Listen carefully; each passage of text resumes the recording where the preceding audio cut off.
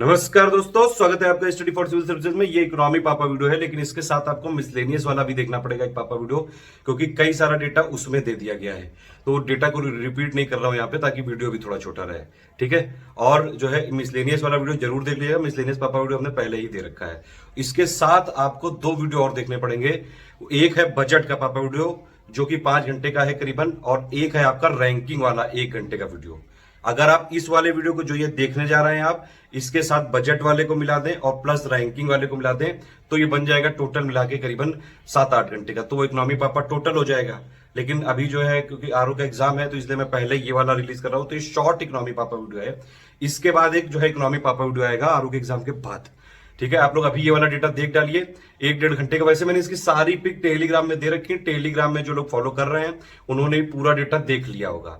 सारे important factor इसमें बताए हैं, टीएफआर, आईएमआर, एमएमआर, सारा अपडेट करके बताया। किसी मैगजीन में नहीं बताया। टीएफआर वाला डेटा कहीं नहीं दिया है, सारा मैंने ही निकाला है यहाँ पे। आरबीआई की repo rate, policy rate, import export, सब कुछ बताया है इसमें। ठीक है। एक एक चीज जो इंपॉर्टेंट वाली है, टूरिज्म वाला डेटा, जो है इकोनॉमी वाला डेटा, कैड कितना है, सारी चीजें इसमें एक एक चीजें बताई। आप इसको पूरा देख डालो। ये इकोनॉमी का शॉर्ट पापा वीडियो है ये। इसके साथ आपको एक तो मिसलेनियस वाला तो देखना ही देखना है, वो उसमें तो कोई दो राय है नहीं। एक इसके साथ बजट पापा वीडियो देखना है, जो कि 5 घंटे का है। उसमें पूरा budget, centre budget, economic survey, UP budget है। और प्लस इसके साथ एक रैंकिंग वाला देखना है। ये दोनों वीडियो मैं डिस्क्रिप्शन में भी डाल दूंगा और पिंड कमेंट में भी डाल दूंगा। आप लोग इसको देखो, वीडियो को लाइक शेयर जरूर कर देना। कोई भी डाउट हो तो बताइएगा। सारा डेटा अपडेट करके दिया है मैंने यहाँ पे। किसी मैगजीन में, किसी यूट्यूब चैनल में इतना अपडेट नहीं होगा। सारा डेटा मैं खुद गवर्नमेंट साइट से निकाल के ढूंढ के लाया हूं आप लोगों के लिए। ऑल द बेस्ट है। जय हिंद। चैनल में अगर नए हैं तो तुरंत सब्सक्राइब करके और नोटिफिकेशन जरूर ऑन कर लेना, और फ्री टेलीग्राम हमारा जरूर ज्वाइन कर लीजिएगा। ठीक है। देखिए, इसमें देख लेते हैं कुछ मोस्ट इंपॉर्टेंट डेटा है, बहुत ज़्यादा जरूरी है ये। इकोनॉमी पापा वीडियो है। वैसे मैंने मिसलेनियस का जो एक पापा वीडियो दिया था उसमें ऑलमोस्ट सारी चीज़ें कवर कर दी थी। पिछली बार हमने इकोनॉमी पापा वीडियो रिलीज़ किया था सिर्फ, इसीलिए उसमें एग्रीकल्चर का, मिनरल का डेटा और बाकी जो डेटा लिया था हमने, ठीक है, इकोनॉमी का। लेकिन इस बार हमने मिसलेनियस में ही ये सारी चीज़ें कवर कर दी हैं।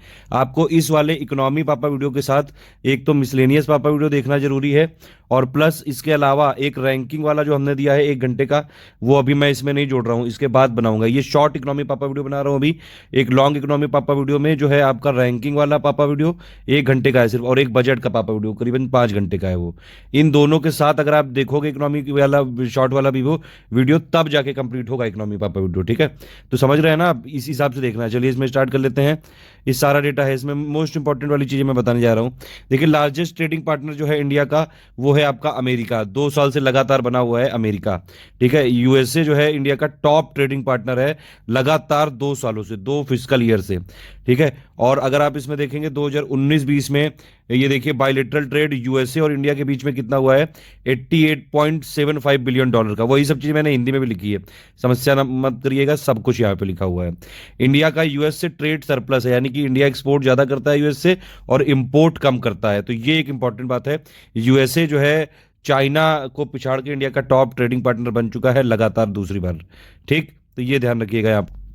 यही बाकी सब चीजें लिखी हुई है। देखिए, इंडिया और चाइना का जो टोटल बायलेटरल है, ये कितना, ये आपका ट्रेड है $81 बिलियन है। लेकिन चाइना की तरफ झुकाव ज्यादा है, क्योंकि ट्रेड डेफिसिट है हमारे यहाँ। मतलब हम चाइना से इंपोर्ट ज्यादा करते हैं लेकिन एक्सपोर्ट बहुत कम करते हैं। समझ रहे हैं आप। ये देखिए ट्रेड डेफिसिट कितना हो गया है ये 2019-20 में चाइना के साथ $48.66 बिलियन। तो मतलब यहाँ पे हमारा घाटा है। बाकी आप यहाँ देख सकते हैं, अमेरिका उन चुनिंदा देशों में शामिल है जिनके साथ भारत का व्यापार अधिशेष है, यानी कि ट्रेड सरप्लस है। सबसे बड़ा कौन सा ट्रेडिंग पार्टनर है हमारा, ध्यान रखना, यूएसए है। ठीक। और आगे चलते हैं। ये सब पिक विक में काट के लाया हूं इकोनॉमिक सर्वे से, जगह जगह से, जहां जहां भी डेटा मिला है, सारा डेटा आपको यहां पे मिलेगा। चाहे कैड आपको पता करना हो, रेमिटेंस पता करना हो, सब कुछ यहां पे दिया है। ये देखिए, ये अगर आप देखें इकोनॉमिक सर्वे की पिक है, तो टॉप 10 ट्रेडिंग पार्टनर इंडिया के कौन कौन से थे 2019-20 में, अप्रैल और नवंबर के बीच में। नंबर 1 पे था यूएसए, नंबर 2 पे था चाइना, फिर यूएई, फिर सऊदी अरेबिया, फिर हांगकांग। ज्यादातर मैंने इसमें पिक लिए ताकि आप लोग को आसानी से समझ में आ जाए। फिर देखिए, ये एक्सपोर्ट में अगर आप देखेंगे तो एक्सपोर्ट में टॉप 10 प्रोडक्ट कौन कौन से थे 2019-20 में, आप यहाँ देख सकते हैं। नंबर 1 पे पेट्रोलियम प्रोडक्ट ही बना रहा, मतलब टॉप 10 प्रोडक्ट जो हमने किए हैं एक्सपोर्ट उसमें से बता रहा हूं मैं, ठीक है। नंबर 1 पे पेट्रोलियम प्रोडक्ट हो गया, फिर आपका इस 7% के साथ पर्ल, प्रेशियस और सेमी प्रेशियस स्टोन हो गया, ड्रग फॉर्मुलेशन हो गया, बायोलॉजिकल्स हो गया, और चौथे नंबर पे गोल्ड वाला हो गया, फिर आयरन स्टील हो गया, इस हिसाब से है ये, ठीक है। फिर इलेक्ट्रिक मशीनरी, ऑर्गेनिक केमिकल जो है आरएमजी कॉटन, मोटर व्हीकल और मरीन प्रोडक्ट, ये वाला इकोनॉमिक सर्वे में भी इंग्लिश में ही लिखा हुआ था, हिंदी वाले में भी। तो ये क्या है, निर्यात है, ये निर्यात की परिनिर्वाण रचना है ये, ठीक है। अब देखिए हमने सबसे ज्यादा एक्सपोर्ट किया कहाँ कहाँ, अगर ये पूछ लिया जाए तो भैया ये है, ये फिगर आप देख लो ध्यान से एकदम। हमने सबसे ज्यादा एक्सपोर्ट कहाँ पे किया, यूएसए को किया।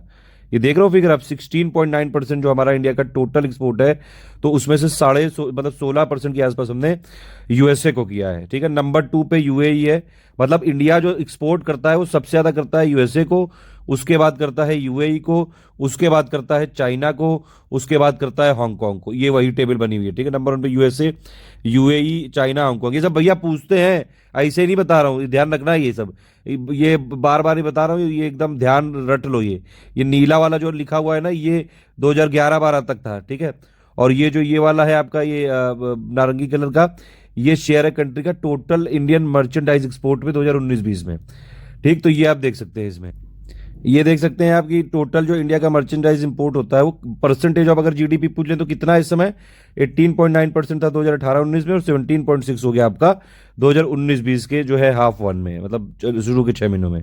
ये एक्चुअली इकोनॉमिक सर्वे का डेटा है, इकोनॉमिक सर्वे का डेटा बजट का टाइम आ चुका था, उसके बाद के अपडेट भी इसी में मिल जाएंगे आपको, इसी वीडियो। अब आप देख सकते हैं कि भैया अब जो हम इंपोर्ट करते हैं सबसे ज्यादा क्या इंपोर्ट करते हैं, तो टॉप 10 अगर हम प्रोडक्ट देखेंगे इसमें इंपोर्ट के, तो नंबर 1 पे क्या है, नंबर 1 पे पेट्रोलियम क्रूड, इसमें भी बना हुआ है।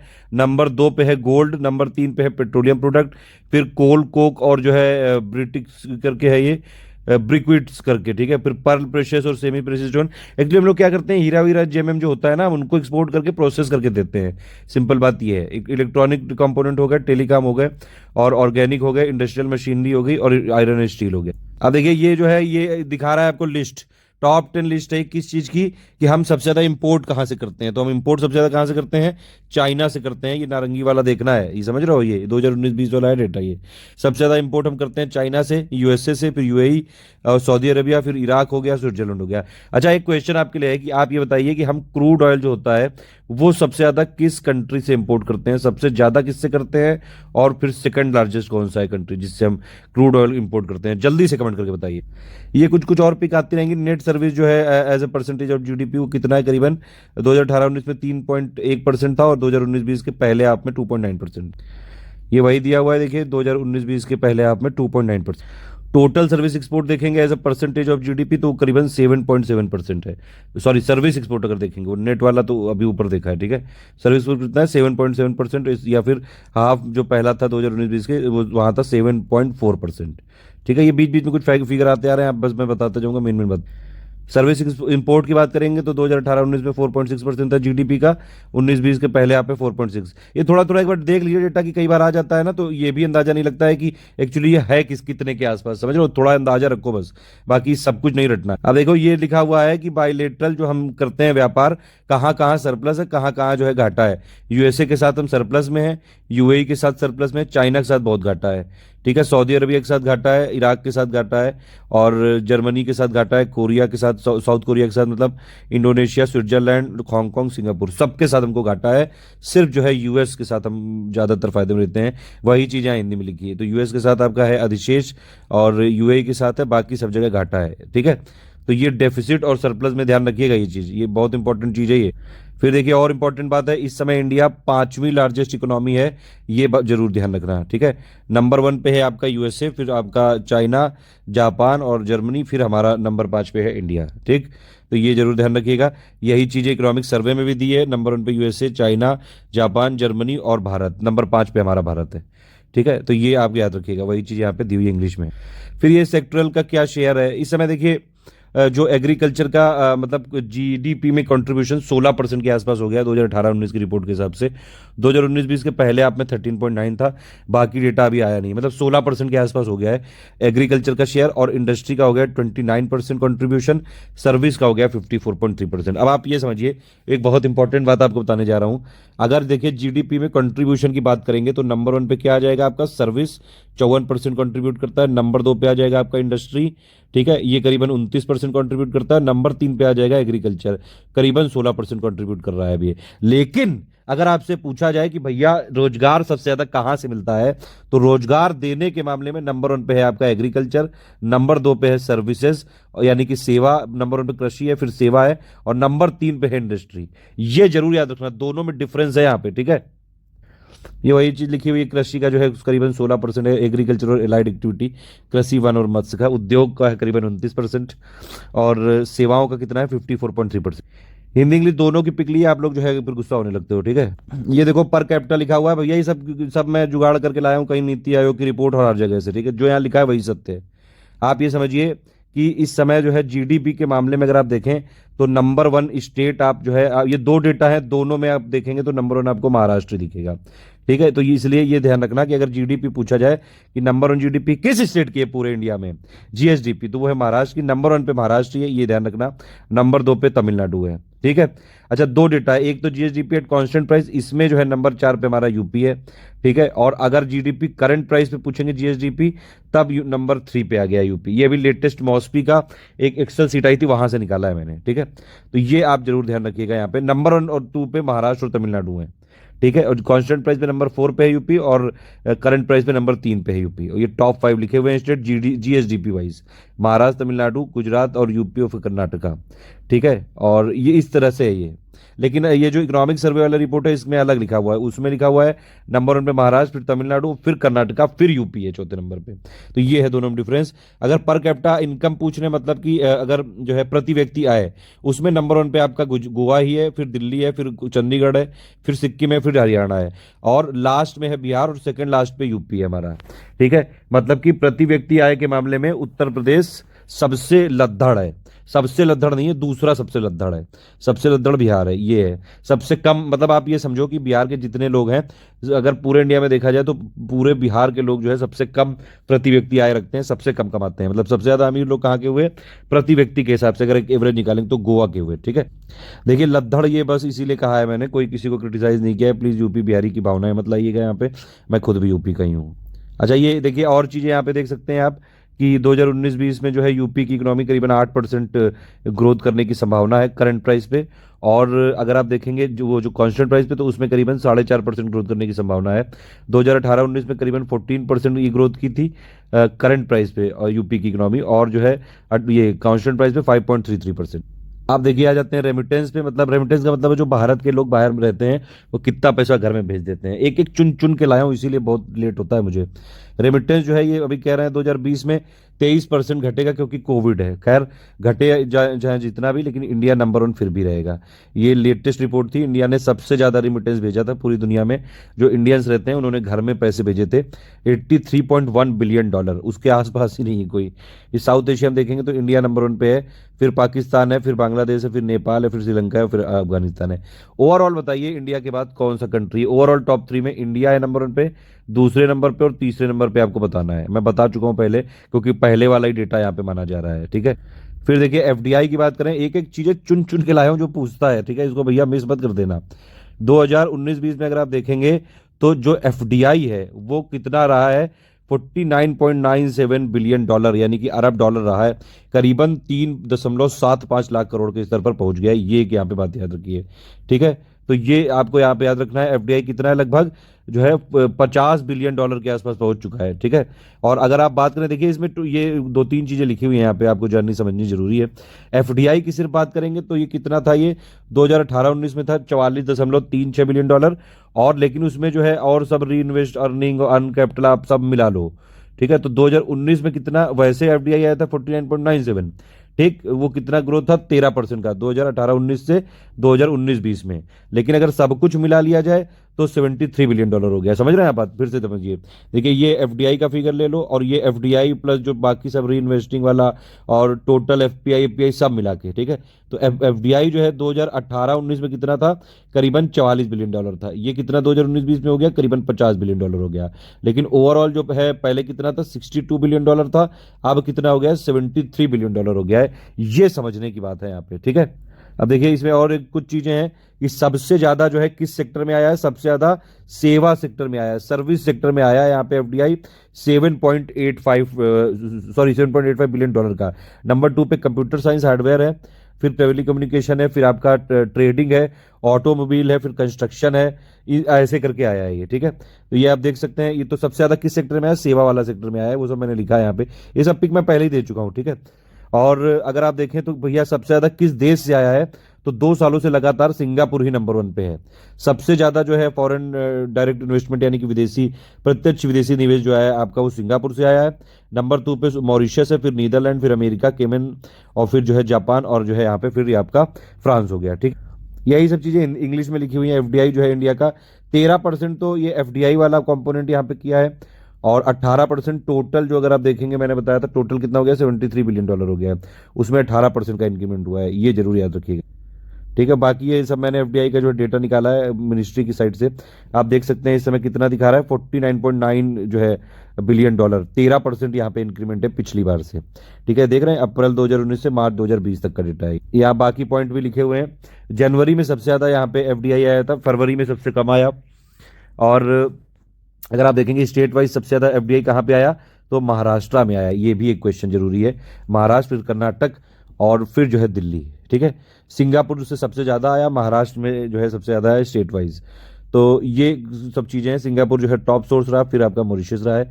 सबसे ज्यादा जो है वो फील्ड कौन सी थी आपकी, मतलब क्षेत्र कौन सा था? सर्विस यानी कि सेवा, फिर कंप्यूटर हार्डवेयर सॉफ्टवेयर, और फिर ट्रेडिंग, और फिर टेलीकम्युनिकेशन। इस तरह से आया है। टॉप 5 सेक्टर एफडीआई के ये आप देख सकते हैं। ओवरऑल जो है 2000, अगर देखिए ये टेबल दी हुई है तो ओवरऑल इसमें दिया हुआ है सब कुछ। ओवरऑल अगर आप देखेंगे एफडीआई, ये एक्चुअली 20 सालों का डेटा है, तो 20 सालों में टोटल मिला के मॉरिशस में सबसे ज्यादा आया है, ठीक है। सबसे टोटल मिला के मॉरिशस में आया है।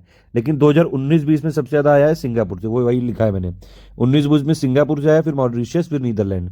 लेकिन 2000 से लेकर 2020 तक हाईएस्ट आया है मॉरिशस से, ठीक है। ये वही सब पिक दी हुई है मैंने।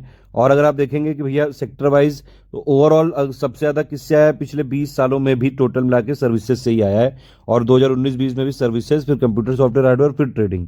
ये टॉप 3 जो है यहाँ पे क्षेत्र जहाँ पे एफडीआई आया। ये वही स्टेट की लिस्ट है। स्टेट में ओवरऑल महाराष्ट्र में सबसे ज्यादा आया 2019-20 में, फिर कर्नाटक, फिर दिल्ली। नंबर 9 पे है हमारा उत्तर प्रदेश, ये जरूर याद रखना, ठीक। फिर ये कुछ कुछ इंपॉर्टेंट चीजें और हैं। 7वां इकोनॉमिक सेंसस जो है स्टार्ट किया गया था, 7वीं आर्थिक जनगणना। ये चालू हो गई थी 29 जुलाई से चालू हुई थी। और कहाँ से चालू हुई थी ये इंपॉर्टेंट है। ये चालू हुई थी त्रिपुरा से। सबसे पहले त्रिपुरा से स्टार्ट हुई है। ये क्वेश्चन पीसीएस में आ सकता है, ठीक है। और इसमें जो है यही सब जो है इकोनॉमिक सेंसस में पूरा डेटा होता है कि कितने इस्टेब्लिशमेंट हैं, कितने वर्कर्स हैं। अभी तक 6 हो चुके हैं इकोनॉमिक सेंसस। मॉस्पी कराता है, यानी कि ये जो आपका ये सांख्यिकी एवं जो है कार्यक्रम और कार्यान्वयन मंत्रालय यानी कि मिनिस्ट्री ऑफ स्टैटिस्टिक्स और प्रोग्राम इम्प्लीमेंटेशन, मॉस्पी जो है ये कराता है हर बार। 6 हो चुके हैं, 7वां हो रहा है। 7वां 29 जुलाई 2019 से चालू हुआ था, त्रिपुरा से चालू हुआ था। छठे वाले के हिसाब से अगर आप देखेंगे 2013 में हुआ था। करीबन 58.5 मिलियन इस्टेब्लिशमेंट है इंडिया में, और करीबन 131 मिलियन वर्कर हैं। इतना आपको याद रखना जरूरी है, ये ही पूछेंगे पीसीएस में, ठीक है। और आप देख सकते हैं अभी तक 6 इकोनॉमिक सेंसस हो चुके हैं। पहला वाला 1977 में हुआ था, फिर आपकी आर्थिक जनगणना 1980 में, फिर 1990 में, फिर 98, 2005, 2013, और चौथी जो है अभी हो रही है, 7वीं अभी हो रही है। 2019 से चालू हुई थी ये, अभी फरवरी तक खत्म होनी थी, अप्रैल तक, लेकिन फिर अभी इसको 6 महीने के लिए और बढ़ा दिया गया कोविड के चक्कर में। तो फाइनल डेटा आएगा अभी सितंबर के एंड तक शायद। ये वाटरवेज के बारे में 111 हैं वाटरवेज टोटल मिला के। ये आपको जानना, बस इतना नॉर्मल सी चीज़ जाननी जरूरी है। ये जो टॉप 5 वाले हैं उनकी पूरी लिस्ट दी हुई है। ये देखिए NW1 है, ये नेशनल वाटरवे 1, ये सबसे लंबा है। हल्दिया से लेके इलाहाबाद तक है। ये हल्दिया यहाँ पे है और यहाँ से लेके पूरा इलाहाबाद तक फैला हुआ है। 1620 किलोमीटर का है। ये जो है कौन कौन से स्टेट में फैला हुआ है? यूपी, बिहार, झारखंड और वेस्ट बंगाल, ठीक है। फिर अगर आप देखेंगे तो नेशनल वाटरवे जो 2 है वो ब्रह्मपुत्रा नदी पे है। ये धुबरी से सादिया, ये जो है धुबरी से सादिया तक यहाँ पे फैला हुआ है। ये 891 किलोमीटर का है। असम, वेस्ट बंगाल, अरुणाचल प्रदेश और मेघालय 4 राज्यों राज्यों को सर्व करता है। फिर देखिए तीसरा एकदम नीचे इधर है national waterway, west coast canal पे है कोलम से लेके आपका कोटापुरम तक। ये कोलम है और ये यहाँ से कोटापुरम तक, ठीक। फिर आपका अगर ये जो है चौथे की बात करेंगे तो चौथा वाला जो है आपका ये आपका यहाँ से लेकर है काकीनाडा से पुडुचेरी। तो ये काकीनाडा है, ये पुडुचेरी यहाँ तक है, ठीक है। गोदावरी कृष्णा कैनल से यहाँ पे 1078 किलोमीटर फैला हुआ है आंध्र प्रदेश, तमिलनाडु और पुडुचेरी में। ये थर्ड वाला जो है सिर्फ केरल को सर्व करता है। फिर देखिए नेशनल वाटरवे अगर 5 की बात करें आप तो 5 वाला जो है ये कहाँ से कहाँ तक है आपका ब्रह्मानी डेल्टा से लेके ये पूरा जो है यहाँ पूरा है ये, ठीक है। ये पूरा ऐसे फैला हुआ है ये, ठीक। ये जो है उड़ीसा और वेस्ट बंगाल में तक फैला हुआ है, ठीक है। छठे की बात करें तो ये बरक से लेके ये पूरा जो है ये वाला है, ये बना रहे हैं अभी धीरे धीरे इसको, और ये बरक में फैला हुआ है टोटल मिला के, ठीक है। और इसमें जो है असम, मिजोरम और मणिपुर, त्रिपुरा यहाँ पे सर्व करता है। ये स्टेट वाइज देखिए ये वाटरवे को मैं एक्ट देख रहा था वहां से निकाला है। इसमें अपने मतलब की एक चीज जो है वो मुझे लगी, वो ये है कि यूपी में कौन कौन सी नदियां हैं, वो इस वाले में सब कुछ लिखा हुआ है। ये वाटरवेज में पूरा बताया हुआ है कि कौन कौन से जो है 10 वाटरवे यूपी से जो है ये 10 नदियां सॉरी पास होती हैं। अस्सी, बेटवा, चंबल, गंडक और घाघरा, गोमती, करम, नसा और जो है टोंस और वरुणा और यमुना। ये जरूर याद रखिएगा। बाकी जिसका जिसका जो स्टेट हो वो अपने स्टेट की नदियां जरूर रख ले कि कौन कौन सी नदियां होती हैं। कई नदियों के तो नाम ही नहीं पता होते हैं, ठीक है। फिर ये देखिए फॉर्च्यून 500 कंपनी की लिस्ट है ये 2020 की, और इसमें अगर आप देखेंगे तो नंबर 1 पे वॉलमार्ट है रिवेन्यू के हिसाब से, ध्यान रखना। फिर साइनोपेक है, फिर स्टेट ग्रिड है, ठीक। 11 अगस्त 2020 को ये लिस्ट जारी हुई थी। और इसमें अगर इंडिया की तरफ से बात करें तो इंडिया की तरफ से 500 में से जो है 6 कंपनियां हैं, 1 2 3 4 5 6। टॉप 100 में सिर्फ एक कंपनी है रिलायंस इंडस्ट्रीज। टॉप 200 में 3 कंपनियां रिलायंस और इंडियन ऑयल, आईओसीएल और ओएनजीसी। और टॉप 6 में अगर आप बात करें फिर जो है एसबीआई भी है और भारत पेट्रोलियम है, फिर टाटा मोटर्स है, ठीक है। ये और इंपॉर्टेंट चीजें सब बिल्कुल छांट छांट के लाया हूं मैं चीजें। 8 कोर इंडस्ट्री होती हैं, ठीक है। और जो है आईआईपी में इनका जो है टोटल कंट्रीब्यूशन कितना होता है 40.27% है। ये एकदम लेटेस्ट डेटा है, जो मैं डेटा दे रहा हूँ पूरा मैं चेक करके लाता हूँ। इसका वेटेज अगर आप देखेंगे तो सबसे ज्यादा वेटेज है इस समय रिफाइनरी का, फिर बिजली इलेक्ट्रिसिटी, फिर स्टील का है, फिर कोयला का है, फिर कच्चा तेल का है, फिर प्राकृतिक गैस, फिर सीमेंट का है, फिर फर्टिलाइजर यानी कि उर्वरक का है, ठीक है। आप चाहें तो यहाँ से वेटेज जो है कैलकुलेट कर सकते हैं। ये 8 ये दिए हुए हैं सेक्टर, और ये एक साथ अगर आप यहाँ पे देखिए देखिए दिख रहा है ये, तो सबसे ज्यादा जो है रिफाइनरी का है 28.03% कंट्रीब्यूशन है। फिर आपका जो है ये है आपका इलेक्ट्रिसिटी का 19.85, फिर आपका जो है ये स्टील का है 17.9, और फिर जो है ऐसे करके है पूरा। फिर कोल का हो गया आपका, फिर क्रूड ऑयल का हो गया, फिर नेचुरल गैस का हो गया, फिर सीमेंट का हो गया, सबसे कम है फर्टिलाइजर का, ठीक। अच्छा एक क्वेश्चन आपके लिए है, आईआईपी जो होता है इंडेक्स ऑफ इंडस्ट्रियल प्रोडक्शन, इसको कौन पब्लिश करता है हर बार, बताइए जल्दी से, और क्या इसकी फ्रिक्वेंसी होती है पब्लिश होने की। अब भैया ये वाला जो डेटा ये रट डालो, ये कहीं नहीं मिलेगा, किसी मैगजीन में, किसी यूट्यूब में नहीं मिलेगा। सिर्फ मैं लाया हूँ यहाँ पे डेटा ये अपडेट करके सारी एसआरएस 2018 की रिपोर्ट। अच्छा कुछ लोग कह रहे थे 2018 की जो मैगजीन, कई सारी लेटेस्ट मैगजीन आई उसमें दी हुई है, नहीं दी हुई है सर, मैंने देख ली है। पेज नंबर 61 में भी जो लोग बता रहे थे नहीं दी हुई है। टीएफआर का डेटा ही नहीं दिया हुआ है कहीं पे, ये मैं खोज के लाया हूँ सिर्फ, ठीक है। पूरा पढ़ पढ़ के लाया हूँ। ये यूपी का पहले डेटा रट लो। बर्थ रेट है यूपी में 25.6, अर्बन में 22.5 और जो है रूरल में 26.6। डेथ रेट में यूपी है 6.6 टोटल, शहरी में 5.3 और ग्रामीण में 7 है। नेचुरल ग्रोथ रेट यूपी का है 19, शहरी में 17.2, ग्रामीण में 19.6। अगर आप देखेंगे ये यूपी में आईएमआर 43 है, शहरी एरिया में 35 है और ग्रामीण में 46 है। सेक्स रेशियो एट बर्थ ये यूपी का है 880, शहरी में 934 है, ग्रामीण में 865 है। प्रजनन दर यानी कि टीएफआर कितना है यूपी का 2.9, ठीक है, और शहरी में 2.4 है, ग्रामीण में 3.1 है। ये आपको रटना है। आप पूरे इंडिया का बताने जा रहा हूं। एमएमआर पूरे इंडिया का है 113, ठीक। हमने जो है 2017 की नेशनल हेल्थ पॉलिसी में टारगेट लिया था कि हम 100 कर देंगे, लेकिन हम नहीं कर पाए, फेल हो गए। एसडीजी का टारगेट है एमएमआर को 70 करना 2030 तक। और ये कुछ स्टेट हैं केरल, महाराष्ट्र, तमिलनाडु, तेलंगाना, आंध्र प्रदेश, इन्होंने अभी से अचीव कर लिया है। सबसे ज्यादा एमएमआर किसका है, असम का है, फिर यूपी का है, फिर एमपी का है। सबसे कम बड़े राज्यों में अगर आप देखेंगे तो यहाँ पे हो गया आपका केरल, महाराष्ट्र और तमिलनाडु, ठीक है। आईएमआर की बात करें इन्फेंट मोर्टेलिटी रेट की, तो इन्फेंट मोर्टेलिटी रेट 32 है, याद रखना लेटेस्ट डेटा के हिसाब से। सबसे ज्यादा एमपी का है, टोटल आईएमआर भी, अर्बन वाला भी और रूरल वाला भी, ठीक है। इतना याद नहीं रखना, एक बार देख लेना बस। और सबसे कम आईएमआर है आपका नागालैंड का 4 है, यूपी का 43 है, ठीक। और केरल गोवा सिक्किम का 7 है। लार्जेस्ट जो डिक्लाइन हुआ है आईएमआर का वो मिजोरम में हुआ है, 15 से 5 हो गया है। ठीक है, ये देखिए टीएफआर अगर टोटल देखेंगे इंडिया का 2.2 है, 2.2 है, बिहार का सबसे ज्यादा 3.3 है और दिल्ली का सबसे कम है 1.5। ये जरूर आपको याद रखना है। ठीक है, बाकी सभी स्टेट का लिखा हुआ है। यूपी का 2.9 है टीएफआर। इंडिया का टीएफआर जो है अर्बन का 1.7 है, रूरल का 2.4 है। टीएफआर में तीनों जगह बिहार ही नंबर 1 पे है, मतलब सबसे ज्यादा बिहार का ही है। अर्बन में सबसे कम है हिमाचल का और जो है रूरल में सबसे कम है दिल्ली का। ठीक है, ये याद रखना है आपको।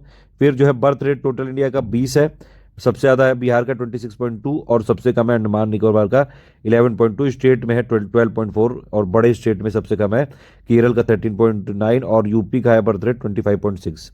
अर्बन एरिया में 16.7 है और रूरल एरिया में 21.6 है। अर्बन एरिया में सबसे ज़्यादा बर्थ रेट है यूपी का और रूरल एरिया में है बिहार का। सबसे कम है अर्बन एरिया में हिमाचल प्रदेश का और सबसे कम है केरल का। ठीक है, उसके बाद डेथ रेट जो है पूरे इंडिया का 6.2 है, सबसे ज़्यादा है आपका छत्तीसगढ़ का, सबसे कम है आपका दिल्ली का। बाकी ये अर्बन रूरल लिखा है, एक बार देख लो। चाइल्ड सेक्स रेशियो 919 है इंडिया का, सबसे ज़्यादा है अरुणाचल प्रदेश का, सबसे कम है हरियाणा का। यूपी का चाइल्ड सेक्स रेशियो 902 है, एमपी का 918, बिहार का 935। सेक्स रेशियो एट बर्थ जो है वो 899 है, सबसे ज़्यादा है छत्तीसगढ़ का, सबसे कम है उत्तराखंड का। यूपी का 880 है। ठीक है, देखिए ये जो है आपका, ये बाकी देख लीजिए इसमें। जैसे ये जो है चाइल्ड सेक्स रेशियो 919 है, सबसे ज़्यादा है अरुणाचल प्रदेश का, फिर सबसे कम है हरियाणा का, यूपी का 902 है। सेक्स रेशियो एट बर्थ जो है आपका ये टोटल 899 है और सबसे ज़्यादा है छत्तीसगढ़, सबसे कम है उत्तराखंड और यूपी का 880 है। ठीक है, नेचुरल ग्रोथ रेट की बात करें 13.8 है टोटल, सबसे ज़्यादा है बिहार का और सबसे कम है पुडुचेरी और केरल। ये लेटेस्ट रेपो रेट और ये सब चीज़ें हैं। लेटेस्ट रेपो रेट कितना है ये जो है आपका 4% है, रिवर्स रेपो 3.35 है, एमएसएफ है 4.25, बैंक रेट है 4.25। ये सारे टर्म्स मैं बता चुका हूँ। मॉनिटरी पॉलिसी वाला एक वीडियो है, उसमें आप देख लीजिएगा, सब कुछ उसमें बता चुका हूँ मैं। ठीक है, मॉनिटरी पॉलिसी जो कमेटी बनाई थी उसके बारे में पूरा वीडियो दिया हुआ है मैंने। सीआरआर 3% है, एसएलआर 18% है। ये सब डेटा इंपॉर्टेंट होता है, इसलिए मैं बता रहा हूँ, इसमें सिर्फ पॉइंट टू पॉइंट बात बता रहा हूँ। 6 अगस्त 2020 को ये जो है भारतीय रिजर्व बैंक की आरबीआई की यहाँ पे मौद्रिक नीति जारी की गई थी और इसमें वार्षिक महंगाई दर जो है मार्च 2020 में बताई गई 5.8% के मुकाबले 6.1% हो गई थी। ठीक, बताया गया कि भैया 2020-21 में जीडीपी निगेटिव रहेगी। ये तो सही बात है, पहले वाला क्वार्टर का यहाँ पे आंकड़ा आ गया था तो उससे पता चल गया था। और ये मॉनेटरी पॉलिसी कमेटी की कैसे बनाई गई थी, जो आरबीआई एक्ट 1934 उसमें 45 जेड बी जो सेक्शन है उसके तहत 6 सदस्यीय मॉनेटरी पॉलिसी कमेटी है। बताइए कौन होते हैं 6 सदस्य उसमें। ये टूरिस्ट डेटा है भैया, ध्यान से देख लो, कहीं नहीं मिलेगा, ये पिक के माध्यम से लाया हूँ मैं यहाँ पे, आपको सब कुछ यहाँ पे दिया गया है। देखो पूरी दुनिया में सबसे ज़्यादा लोग जो है टूरिज्म वाले, मतलब जो आपके ये पर्यटक होते हैं, कहाँ जाते हैं, सबसे ज़्यादा फ्रांस में जाते हैं, फिर स्पेन में, फिर यूएसए में, फिर चाइना में। ठीक, तो हमारा इंडिया कितने नंबर पे आ गया, 1 2 3 4 5 6 7 8 9 10, यहाँ पे इंडिया 11वें नंबर पे आ गया। ठीक है, तो 11वां नंबर पे है। पूरी दुनिया में सबसे ज़्यादा देश कहाँ पे जाते हैं, फ्रांस में। लेकिन यहाँ पे कुछ चीज़ें और हैं जो आपको समझनी चाहिए। जैसे अगर आप देखें कि सबसे ज़्यादा जो है पैसा कौन कमाता है, जब पर्यटन जो आते हैं उस सबसे ज़्यादा आय किसकी होती है, तो सबसे ज़्यादा आय फ्रांस की नहीं होती है, आय होती है सबसे ज़्यादा आपकी यूएस की, फिर स्पेन की, फिर फ्रांस है। ठीक है, तो ये जरूर याद रखना है। अब अगर ये देखिए, ये जो है और कुछ यहाँ पे डेटा देख लीजिए टूरिज्म में, थोड़ा और बढ़ा कर लेते। इंडिया में सबसे ज़्यादा कहाँ से टूरिस्ट आए हैं, मतलब जो है पर्यटक आए थे, सबसे ज़्यादा बांग्लादेश से आए थे 21%, फिर यूएसए से, फिर यूके से, फिर श्रीलंका से, फिर कनाडा से, इस तरह से हुआ है ये। ठीक है, और अगर आप देखें कि भैया जो है विदेशी पर्यटक यहाँ इंडिया में मतलब किस पोर्ट में सबसे ज़्यादा लोग आए थे, तो ये आपका ये दिल्ली में सबसे ज़्यादा आए थे। ये ध्यान रखना, बस इतनी इन्फॉर्मेशन है जरूरी है। नंबर 2 पे है मुंबई अपना। ठीक, फिर हरिदासपुर, इस हिसाब से है ये। अच्छा, आप ये अगर देखें कि भैया घरेलू पर्यटक थे जो इंडिया में ही, मतलब एक स्टेट से दूसरे स्टेट में, तो वो डोमेस्टिक जो टूरिस्ट हैं वो सबसे ज़्यादा कहाँ पे गए, वो आपके तमिलनाडु में गए सबसे ज़्यादा, फिर नंबर 2 पे हमारा यूपी है, नंबर 3 पे कर्नाटक है, फिर आंध्र प्रदेश, फिर महाराष्ट्र है। ठीक है, इसी क्रम में अगर आप देखें कि पूरी दुनिया से जो फॉरेन टूरिस्ट आए थे वो इंडिया के किस राज्य में सबसे ज़्यादा आए, वो था तमिलनाडु। तमिलनाडु दोनों में नंबर 1 पे है, फिर आपका महाराष्ट्र है, फिर उत्तर प्रदेश है 3rd नंबर पे, फिर दिल्ली है। इस हिसाब से है। तो फॉरेन के मामले में, टूरिस्ट के मामले में यूपी नंबर 3 पे है और जो डोमेस्टिक टूरिस्ट के मामले में नंबर 2 पे है। नंबर 1 पे दोनों में आपका तमिलनाडु ही है। ये वही चीज़ें मैंने इंग्लिश में लिख दी है, आप देख लो एक बार। सबसे ज़्यादा जो टूरिस्ट है वो कहाँ जाएगा, यूएस में जाएगा। और जो है सबसे ज़्यादा इंडिया में कहाँ से आते हैं, बांग्लादेश से, फिर यूएस से, फिर यूके से, फिर जो आप बात करेंगे कि भैया सबसे ज़्यादा पैसा कौन कमाता है, यूएसए, फिर स्पेन, ठीक। और सबसे ज़्यादा किस पोर्ट में आए थे, दिल्ली में आए थे, फिर मुंबई में। फिर स्टेट अगर आप देखें तो फॉरेन टूरिस्ट सबसे ज़्यादा किस स्टेट में आए थे, तमिलनाडु, फिर महाराष्ट्र, फिर उत्तर प्रदेश। और डोमेस्टिक वाले सबसे ज़्यादा तमिलनाडु, फिर यूपी, फिर कर्नाटक, ठीक। ये कुछ और डेटा है फॉरेन टूरिज्म का, आप चाहें तो देख सकते हैं इसको। एक बार इसको जो है आप नज़र मार लीजिएगा, मेरे हिसाब से इतना इंपॉर्टेंट नहीं, बाकी मैं इसकी पीडीएफ तो दे ही दूंगा। तो ये एक बार आप नज़र मार लीजिएगा, बाकी मैंने यहाँ पे सब बता दिया है ऑलमोस्ट। जो इंपॉर्टेंट चीज़ें वो बता दी। इंडिया की रैंक वर्ल्ड टूरिस्ट रिसिप्ट में 13th है, और जो इंडिया की रैंक है इंटरनेशनल टूरिस्ट अराइवल में 7वीं है, और जो है इंटरनेशनल टूरिस्ट रिसिप्ट में 7वीं है। ये हिंदी में लिखा हुआ है यहाँ पे। ये एक जो लेटेस्ट डेटा आया था कि 2019 में अगर आप देखेंगे प्रोविजनल डेटा, तो जो है ये आपके फॉरेन टूरिस्ट के आने से ग्रोथ हुई है कुछ, तो वही यहाँ पे लिखा हुआ है, ठीक है। ये देखिए, ये जो लिखा हुआ है ना कि फॉरेन टूरिस्ट अराइवल, ये कितना हो गया, 3.1% के ग्रोथ के साथ ये 10.89 मिलियन हो गए टूरिस्ट जो 2019 में आए थे। और फॉरेन एक्सचेंज ग्रोथ कितनी हुई है, ये हुई है आपकी 8.2%। फिर ये कुछ और चीज़ें हैं। इंडिया की रैंक ट्रैवल और टूरिज्म कॉम्पिटिटिवनेस इंडेक्स में 65 थी 2013 में, और वो अब हो गई 34 2019 में, ठीक है। थीमेटिक सर्किट जो है यहाँ पे स्वदेश दर्शन के अंडर में बनाई गई। 77 प्रोजेक्ट लिए गए हैं टोटल स्वदेश दर्शन स्कीम में, 6,000 करोड़ के प्रोजेक्ट के साथ, ठीक है। 6,000 करोड़ के मतलब यहाँ पे फंड के साथ। प्रसाद स्कीम में 28 प्रोजेक्ट बनाए गए। ई वीज़ा की जो है 4 कैटेगरी होती हैं, ई टूरिस्ट वीज़ा, ई बिजनेस, ई मेडिकल और ई मेडिकल अटेंडेंट वीज़ा, ठीक है। ई वीज़ा जो है वो 28 डेजिग्नेटेड एयरपोर्ट के लिए है, 5 डेजिग्नेटेड सी पोर्ट के लिए है। प्रेजेंटली में देखेंगे तो ई वीज़ा स्कीम जो है 169 देशों के लिए है, ये इंडिया में आने के लिए 169 देशों के लिए है ये। वही चीज़ सब हिंदी में लिखी हुई है यहाँ पे, आप देख सकते हैं। यहाँ पे सारी चीज़ें हिंदी में बताई है मैंने, आप ये देख लीजिए। टॉप 10 जो इंटरनेशनल चेक पोस्ट है फॉरेन टूरिस्ट लेवल के, वो सबसे ज़्यादा कहाँ पे आते हैं, दिल्ली में आते हैं। ये मैंने अभी बताया था ऊपर डायग्राम के थ्रू। फिर मुंबई है, ठीक है। ये पूरी दुनिया में आप देख सकते हैं सबसे ज़्यादा लोग जाते हैं फ्रांस, फिर स्पेन, फिर यूएस में, फिर चाइना में। सबसे ज़्यादा पैसा फॉरेन के टूरिस्ट आने से कमाता है यूएस, फिर स्पेन, फिर फ्रांस, ठीक। ये एक हुरॉन लिस्ट आई थी और इसमें इंडिया तीसरे नंबर पे है, ये जरूर ध्यान रखना। ये हुरॉन की जो है ग्लोबल रिच लिस्ट आई थी 2020 में, ये नवा एडिशन था, और इसमें 2,816 बिलियनियर को यहाँ पे, मतलब 2,816 अरबपति को यहाँ पे रैंकिंग दी गई, जो कि 71 कंट्री से थे और 2,182 कंपनियों में जो है काम करते थे। अगर आप इसमें देखेंगे तो नंबर 1 पे सबसे दुनिया में अमीर कौन रहा है, वो अमेजॉन के जेफ बेजोस ही रहे हैं। ये 140 बिलियन डॉलर की इनके पास टोटल वर्थ है। और 5वीं बार ये लगातार अगर आप देखेंगे तो बीजिंग यानी कि चाइना को यहाँ पे बोला गया है वर्ल्ड की बिलियनियर की कैपिटल। अरबपतियों की राजधानी किसको बोला गया है, बीजिंग को। 110 बिलियनियर रहते हैं यहाँ पे बीजिंग में, समझ रहे हैं आप। 110 अरबपति रहते हैं बीजिंग में, बहुत अमीर अमीर लोग रहते हैं। मुकेश अंबानी 9वें नंबर पे हैं पूरे जो है पूरी दुनिया में अमीरों की लिस्ट में, लैरी पेज और स्टीव बाबमा के साथ। 67 बिलियन डॉलर की है ये। और मुकेश अंबानी इकलौते ऐसे हैं जो एशियन रीजन से हैं जो टॉप 10 में है ये, ठीक है। वही सारी चीज़ें यहाँ पे मैंने हिंदी में लिख दी हैं, आप देख लीजिए यहाँ पे। अच्छा, इसमें एक चीज़ ये पूछी जाएगी अगर कि भैया जो अरबपति हैं इसमें सबसे ज़्यादा किस देश में पाए गए, तो उसमें सबसे ज़्यादा जो है चाइना में पाए गए हैं 799 अरबपति। यूएस में नंबर 2 पे है 626, ठीक है। और व्यक्तियों में जेफ बेजोस नंबर 1 पे है 140 बिलियन डॉलर की आबाद उसके जो है ये इनकम के साथ, वेल्थ के साथ, सॉरी, ठीक है। ये बाकी मैंने यहाँ पे लिख दिया है, सारी चीज़ें बता दी हैं। ये देखिए, ये लिस्ट देख सकते हैं आप, ये टॉप 10 लिस्ट है। नंबर 9 पे है हमारे मुकेश अंबानी 67 बिलियन डॉलर के साथ। अच्छा, एक चीज़ और है इसमें, यंगेस्ट बिलियनियर पूरी दुनिया में कौन है, काइली जेनर, ठीक है। ये देखिए और फिर से देख सकते हैं लिस्ट, ये मुकेश अंबानी नंबर 9 पे है, नंबर 1 पे जेफ बेजोस है, और नंबर 2 पे बर्नार्ड अराउंट है, नंबर 3 पे बिल गेट्स है। यंगेस्ट इंडियन जो है वो कौन थे, रितेश अग्रवाल थे। और बाकी जो टॉप और 100 में आए इंडियन, वो फिर जो है मुकेश अंबानी के बाद गौतम अदानी, फिर ये शिव नादर और उदय कोटक। टॉप 10 कंट्री जहाँ से सबसे ज़्यादा अरबपति हैं, नंबर 1 पे चाइना, फिर यूएसए, नंबर 3 पे अपना इंडिया भी है। इंडिया में भी 137 जो है अरबपति रहते हैं, समझ रहे हो बात आप। लेकिन फिर भी जो है इनइक्वलिटी इतनी ज़्यादा है कि हमारे यहाँ गरीब भी सबसे ज़्यादा है और अमीर वाले भी देख सकते हो आप, 3rd नंबर पे हाईएस्ट। कुछ और चीज़ें देख सकते हैं यहाँ पे, एक इसी में हुरॉन की एक यूनिकॉर्न लिस्ट की भी थी, 586 यूनिकॉर्न पूरी दुनिया में है। अगर आप देखें इसमें 2019 में ये पाया इन्होंने 29 कंट्री 145 सिटी में, और इंडिया ने इसमें कंट्रीब्यूट किया 4थे नंबर पे इंडिया रहा है। आप देख सकते हैं सबसे ज़्यादा यूनिकॉर्न कहाँ पर नहीं, यूएसए में, फिर जो है चाइना में, फिर यूके में, फिर यूएसए आया है 4थे, अब इंडिया आया है मतलब अपना चौथे नंबर पे आया है, जिसमें सबसे ज़्यादा यूनिकॉर्न है। ठीक है, ये जरूर याद रखिएगा।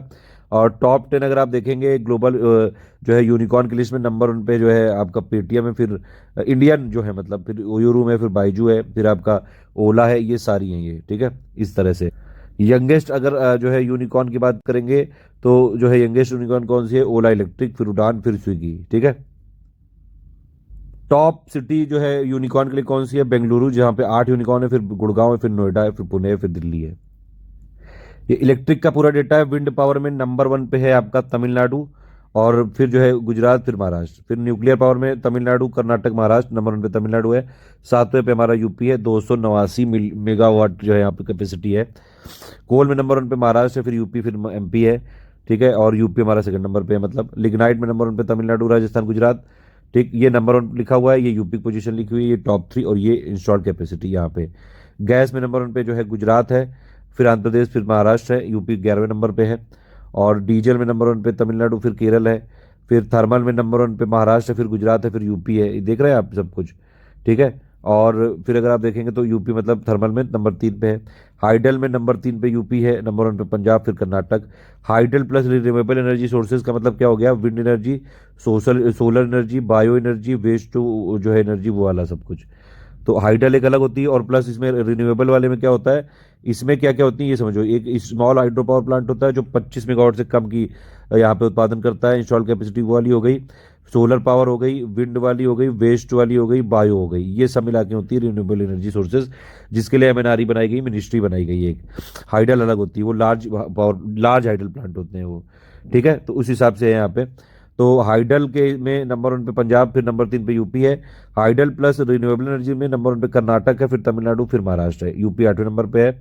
ठीक है। और ओवरऑल में अगर आप देखेंगे तो महाराष्ट्र नंबर 1 पे, फिर गुजरात, फिर तमिलनाडु, यूपी 5वें नंबर पे। सोलर में भी कर्नाटक नंबर 1 पे है, फिर राजस्थान, फिर तमिलनाडु है, यूपी 9 नंबर पे है। स्मॉल हाइड्रो पावर में यू जो है इन कर्नाटक नंबर 1 पे, फिर हिमाचल प्रदेश, फिर महाराष्ट्र, यूपी 20 नंबर पे है। वेस्ट टू एनर्जी में नंबर 1 पे दिल्ली, फिर तेलंगाना, फिर आंध्र प्रदेश है। बायो पावर में नंबर 1 पे है महाराष्ट्र, फिर यूपी, फिर कर्नाटका है। यूपी नंबर 2 पे। रूप टॉप सोलर, अब देखिए सोलर जो है, एक तो ये हो गई सोलर टोटल, और इसी को कंपोनेंट में तोड़ दें तो एक रूफ टॉप वाली हो गई और एक ग्राउंडेड वाली हो गई। तो रूफ टॉप में गुजरात नंबर 1 पे है, यूपी नंबर 6 पे है, और जो ग्राउंडेड वाली में कर्नाटक नंबर 1 पे है, यूपी नंबर 9 पे है। ठीक। फिर जो ये है रिन्यूएबल एनर्जी सोर्स वाला, मैंने बताया solar, wind, bio power, small hydro, waste energy, इसमें नंबर 1 पे कर्नाटक, तमिलनाडु, गुजरात, यूपी नंबर 9 पे। कुछ कुछ इंपॉर्टेंट फिगर आते जाएंगे, मैं बताता जाऊंगा क्या चीज़ है। अगर आप देखेंगे कि आपसे क्वेश्चन पूछा जाएगा कि भैया इलेक्ट्रिसिटी का कंजम्पशन किस सेक्टर में सबसे ज़्यादा होता है, तो वो नंबर 1 पे है इंडस्ट्री, फिर एग्रीकल्चर, फिर डोमेस्टिक। बस इतना ही यहाँ पे देखना था। बाकी यहाँ पे ये देख सकते हैं आप, ये इंडिया की इस समय इंस्टॉल कैपेसिटी 3,72,693 मेगावाट है। इंडिया अगर आप देखेंगे वर्ल्ड का तीसरा सबसे जो है बड़ा प्रोड्यूसर है इलेक्ट्रिसिटी का, और तीसरा सबसे बड़ा कंज्यूमर भी है इलेक्ट्रिसिटी का, ध्यान रखना। चौथा लार्जेस्ट जो है विंड पावर की कैपेसिटी इंडिया में है, ये ध्यान रखिएगा। इंडिया में अगर आप देखें जल विद्युत हाइड्रल वाला कितना है, ये 45 जो है 1699 मेगावाट हो गया। और नवीनीकरण वाली कितनी होगी? 88,793 मेगावाट, यानी कि रिन्यूएबल एनर्जी सोर्सेज, ये हो गया आइडल। परमाणु वाली कितनी? 6,780 मेगावाट है, और थर्मल कितनी? 2,30,995। ये देख लीजिए आप, पूरा फिगर विगर है यहाँ पे। ठीक है। ये जो है आपका, आप देख सकते हैं आप, ये टोटल है, ये 3,72,000। ठीक है। और उसमें अगर आप देखेंगे तो ये हो गया आपका रिन्यूएबल एनर्जी सोर्सेज 88,793। इसमें नंबर 1 पे है आपका विंड, सबसे ज़्यादा मतलब रिन्यूएबल में सब कौन सी है? विंड वाली है। नंबर 2 पे यहाँ पे लिखा हुआ है सोलर, ये देखिए नंबर 2 लिखा हुआ है मैंने। नंबर 3 पे है बायो पावर टोटल मिला के, और नंबर 4 पे है सोलर। ये सब मैं पिक शेयर कर चुका, आपने देखी होगी जरूर। ठीक है। फिर अगर इसमें आप देखें तो ये देखिए, देख सकते हैं यहाँ पे टोटल जो इंस्टॉल कैपेसिटी में सबसे ज़्यादा कोल है, फिर लार्ज हाइड्रो है, फिर आपका विंड है, फिर सोलर है, गैस है, फिर न्यूक्लियर है, फिर लिग्नाइट है। अगर इस तरह से करेंगे तो ये है। थर्मल में क्या क्या होता है? कोल, लिग्नाइट और गैस और डीजल, ये सब मिला के होता है थर्मल में। और फॉसिल फ्यूल में क्या क्या होता है? कोल, ऑयल, गैस। ठीक है। फिर अगर आप बात करेंगे टोटल जो है इलेक्ट्रिसिटी जनरेशन की बात करेंगे, उसमें फिर ये है इस तरह से, ये कोल है, फिर लार्ज हाइड्रो है, फिर स्मॉल हाइड्रो है, फिर जो है इस तरह से ये टोटल, ध्यान रखिएगा। ठीक। और अगर ओवरऑल मतलब लार्जेस्ट कंपोनेंट की बात करेंगे तो फिर जो है थर्मल है, क्योंकि थर्मल में चारों हैं ये, फिर रिन्यूएबल एनर्जी है, फिर हाइड्रो पावर है, फिर न्यूक्लियर। अच्छा, ये देख लीजिए, ये ग्रिड कनेक्टेड जो है सबसे ज़्यादा जो आपकी, ये वही परसेंटेज लिखा हुआ है, मतलब सबसे ज़्यादा कोल का है, फिर आपका रिन्यूएबल का है, उस हिसाब से मैं बता चुका हूँ। ये देखिए कुछ रिजर्व के बारे में बताया गया है यहाँ पे, क्रूड ऑयल का वैसे मैं डेटा दे चुका हूँ। ये देखिए क्रूड ऑयल का रिजर्व सबसे ज़्यादा जो है कहाँ कहाँ पे है ये आपको बताया गया। सबसे ज़्यादा पहले वेस्टर्न ऑफशोर में है, ठीक, और फिर जो है नंबर 2 पे है आपका ये असम, फिर आपका जो है ये गुजरात है 20% के साथ, फिर ईस्टर्न ऑफशोर है, और फिर राजस्थान है, फिर तमिलनाडु, ऐसे है ये रिजर्व है आपका क्रूड ऑयल का। नेचुरल गैस का देखेंगे तो सबसे ज़्यादा कहाँ पे, ईस्टर्न ऑफशोर में। यहाँ पे क्या है, वेस्टर्न ऑफशोर में सबसे ज़्यादा। तो यहाँ पे नेचुरल गैस में सबसे ज़्यादा वेस्टर्न ऑफशोर है। फिर आपका नंबर 2 पे कौन सा है, जो है वेस्टर्न ऑफशोर है। नेचुरल गैस में ईस्टर्न ऑफशोर नंबर 1 पे है और फिर वेस्टर्न है, ठीक है। और फिर इसमें नंबर 3 पे जो है कौन सा है, वो है असम 12% के साथ। फिर आपका जो है ये हो गया राजस्थान हो गया, फिर ये सब हो गया, ये गुजरात हो गया, तमिलनाडु हो गया, त्रिपुरा। ये सारे रिजर्व हैं ये नेचुरल गैस के। और देख सकते हैं इसमें यहाँ पे देखिए ये स्टेट वाइज एस्टिमेटेड जो पोटेंशियल दिया है रिन्यूएबल एनर्जी का, सबसे ज़्यादा पोटेंशियल कहाँ पे बताया गया है, राजस्थान में बताया गया 15% के साथ। देखिए ये जो हम लोग देख रहे थे इसमें अगर आप देखें तो ये टोटल जो पोटेंशियल है रिन्यूएबल एनर्जी का, मैं बता रहा था आपको, सबसे ज़्यादा राजस्थान में है, ठीक है। ये डिस्ट्रीब्यूशन है किस चीज़ का, डोमेस्टिक जो प्रोडक्शन होता है पेट्रोलियम का, वो सबसे ज़्यादा क्या बिकता है, हाई स्पीड डीजल ऑयल, ठीक है। ये service wise percentage, sorry sector wise percentage ये कंजम्पशन है। नेचुरल गैस मतलब सबसे ज़्यादा कहाँ पे कंज्यूम की जाती है, तो वो की जाती है फर्टिलाइजर, फिर पावर सेक्टर, ये याद रखना है। ये टॉप 10 देख सकते हैं आप सोलर इंस्टॉलेशन कैपेसिटी में, नंबर 1 पे कर्नाटक है, फिर राजस्थान, फिर तमिलनाडु। मैं ऊपर वाली टेबल में बता चुका हूँ पहले ही। और यूपी हमारा कितने नंबर पे है, 9वें नंबर पे है सोलर पावर इंस्टॉलेशन कैपेसिटी में, ठीक है। न्यूक्लियर पावर प्लांट के बारे में आप देख सकते हैं, ये कुडनकुलम जो है ये तमिलनाडु में है, तारापुर महाराष्ट्र में है, राजस्थान में ये है, और ये काकरापार जो है गुजरात में, कायगा कर्नाटक में है, कलपक्कम तमिलनाडु में है, नरोरा यूपी में है, ये जरूर ध्यान रखिएगा। और विंड पावर के बारे में देखिएगा, तमिलनाडु नंबर 1, फिर गुजरात है, फिर महाराष्ट्र है, फिर कर्नाटक, राजस्थान, एपी, इस तरह से है। इंडिया की पूरे दुनिया में 5वीं पोजीशन है ओवरऑल इंस्टॉल्ड ये जो है रिन्यूएबल एनर्जी कैपेसिटी में, ध्यान रखना, नवीनीकरण ऊर्जा में इंडिया की 5वीं पोजीशन है। गवर्नमेंट ने 175 गीगावाट का यहाँ पे टारगेट रखा था रिन्यूएबल एनर्जी के लिए 2022 तक के लिए, ठीक है। 100 जो है गीगावाट सोलर से, 60 गीगावाट विंड से, और जो है 10 गीगावाट बायोमास से, 5 स्मॉल हाइड्रो पावर से। ये जरूर ध्यान रखना, ये 2022 तक का टारगेट। और ये अभी आप देख सकते हैं इस समय 31 अगस्त का मैंने डेटा लिया है ये, इस समय रिन्यूएबल एनर्जी का ये कंडीशन है। सबसे ज़्यादा कौन सी है, पवन ऊर्जा है नंबर 1 पे, फिर आपकी है सौर ऊर्जा है, ठीक है, और फिर ये जैव ऊर्जा है टोटल, फिर ये रूफ टॉप वाली हो गई, फिर ये आपकी जो है ये वेस्ट टू एनर्जी हो गई, और ये स्मॉल हाइड्रो पावर हो गए, ठीक है। सोर्स वाइज कंजम्पशन देखेंगे एनर्जी का सबसे ज़्यादा कहाँ पे हुआ है, कोल, फिर आपका क्रूड ऑयल पेट्रोलियम। ये कुछ और इंपॉर्टेंट इन्फॉर्मेशन है। इंडिया देखिए थर्ड लार्जेस्ट प्रोड्यूसर है, थर्ड लार्जेस्ट कंज्यूमर है इलेक्ट्रिसिटी का। और रिन्यूएबल एनर्जी अगर आप देखेंगे इसमें लार्ज वाले हाइड्रो इलेक्ट्रिक प्लांट भी मिला देंगे तो वो मिला के करीबन 36% हो जाता है इंडिया की टोटल इंस्टॉल कैपेसिटी का, ठीक है। जो ग्रॉस जो ग्रॉस इलेक्ट्रिसिटी है यूटिलिटी के द्वारा कितनी पैदा की गई थी, 1372 TWH, और टोटल इलेक्ट्रिसिटी जनरेशन यूटिलिटी और नॉन यूटिलिटी को मिला के कितना हो गया, 1500 जो है 47 TWH, ठीक है। पर कैपिटा इनकम अगर आप देखेंगे यहाँ पे तो ये पर कैपिटा इलेक्ट्रिसिटी कंजम्पशन कितना है 2018-19 में, 1181 किलोवाट आवर पर कैपिटा था, ये जरूर याद रखिएगा। और इलेक्ट्रिसिटी जो सबसे जो कंजम्पशन था एग्रीकल्चर में वो कितना हो गया था, 17.89%। ये कुछ और डेटा दिया हुआ है, आप चाहे तो देख सकते हैं। एवरेज इलेक्ट्रिसिटी यूज कितना है, 1181 kilowatt hour per capita. Transmission losses कितने थे, 21% थे, मतलब कि 21% बिजली तो लॉस ही हो जाती है ट्रांसमिट करने में, समझ रहे हो बात आप। इंडस्ट्रियल कंजम्पशन सबसे ज़्यादा होता है 41% का इलेक्ट्रिसिटी में, फिर आपका एग्रीकल्चर होता है 17.69%। कैप्टिव पावर में आप देख सकते हैं, कैप्टिव पावर की जो कैपेसिटी है उसमें सबसे ज़्यादा कंट्रीब्यूट करता है कोल, ठीक। ये जो है 1 मेगावाट अब से जो है कैपेसिटी वाले होते हैं, इंडस्ट्री के प्लांट होते हैं, ये इंडस्ट्री में लगा लिए जाते हैं ये, ठीक है। तो उसमें ये जो है टोटल 2018-19 तक कितना हो गया है, 1,75,000 गीगावाट आवर यहाँ पे जनरेट की गई है, ये जरूर ध्यान रखिएगा। सबसे ज़्यादा कोल से की गई, बस ये यहाँ पे इंपॉर्टेंट फैक्ट। ये पावर मिनिस्ट्री की साइड से लिया है, आप देख सकते हैं इलेक्ट्रिसिटी जो है जनरेट कितनी हुई है, ये 2018-19 में हुई है 1249 TWH, ठीक है। ये जियो थर्मल एनर्जी के बारे में थोड़ा सा ये मुझे मिला, ये थोड़ा ठीक लगा तो मैंने आपको यहाँ बता दिया है। इंडिया में करीबन 340 हॉट स्प्रिंग है जहाँ से जियो थर्मल का पोटेंशियल है। और ये जो 5 आपको लोकेशन दी गई हैं, 6 ये जियो थर्मल प्रोविंस हैं, जैसे हिमालय प्रोविंस है, टर्शरी है यहाँ पे, ओरोजेनिक बेल्ट है, और प्लस और अरावली रेंज है, वोल्केनिक में ये अंडमान निकोबार है, और डीप जो है सेडिमेंट्री में है आपका कैम्बे बेसिन में। रेडियो एक्टिव वाले प्रोविंस हो गए, सूरज कुंड हो गए, हजारीबाग हो गए, झारखंड हो गए, ये सारे हैं। 6 मोस्ट प्रॉमिसिंग जो साइट है आपकी जियोथर्मल के लिए, टट्टा पानी पूगा जम्मू कश्मीर में हो गई, टट्टा पानी हो गई जो है छत्तीसगढ़ में, पूगा जम्मू कश्मीर में, कैम्बे हो गई जो है गुजरात में, मणिकरण हिमाचल प्रदेश में, सूरजकुंड हरियाणा में, और जो है छुम्मा तंग ये है आपका जो जम्मू कश्मीर में है। पूगा को यहाँ पे पहली साइट जो है बनाया गया था, ये थोड़ा सा इंपॉर्टेंट फैक्ट लगा मुझे इसलिए बता दे रहा हूँ। टाइडल में देखेंगे तो टाइडल कहाँ कहाँ पे जो है एनर्जी हो सकती है, गल्फ ऑफ खम्बत में और गल्फ ऑफ कच्छ जो इंडिया के वेस्ट कोस्ट में है। प्लस और बहुत पॉसिबिलिटी हो सकती है गंगा डेल्टा जो है सुंदरबन में और वेस्ट बंगाल में भी पॉसिबिलिटी हो सकती है टाइडल एनर्जी की। ये एक चीज़ है कि NAPCC नेशनल जो आपका ये आया था action plan on climate change 2008 में, ये 8 मिशन है, इनको याद कर लेना। मैंने बताई थी बहुत पहले एक ट्रिक, याद है किसी को? जो रेगुलर फॉलोअर होंगे वो जरूर बताइए। आगे चलते हैं, भारत का विदेशी कर्ज, भैया ये सब चीज़ें आती हैं इसीलिए मैंने यहाँ पे आपको बताया है। ये सब एक्सटर्नल जो डेप्ट है वो इंडिया का लेटेस्ट अभी के हिसाब से कितना है, 558.5 बिलियन डॉलर है ये। पिछली बार से 15.4 बिलियन डॉलर यहाँ पे बढ़ चुका है, ये जरूर याद रखिएगा, ठीक है। और दूसरी बात ये कि अगर आप देखेंगे यहाँ पे कि वैल्यूएशन, क्योंकि डॉलर और ये रुपए की जो है घटती बढ़ती रहती है, उसकी वजह से जो इंक्रीज हुआ एक्सटर्नल डेप्ट में वो 32 बिलियन डॉलर है, ठीक। मतलब ये 32 बिलियन डॉलर हो सकता था, लेकिन ये कितना रहा है, ये 15.4 बिलियन डॉलर रहा है। सबसे बड़ा कंपोनेंट इसका एक्सटर्नल डेट का क्या था, विदेशी कर्ज का, वो था कॉमर्शियल बोरोइंग। ये मैंने इसलिए अलग से लिखा हुआ है हाईलाइट करके।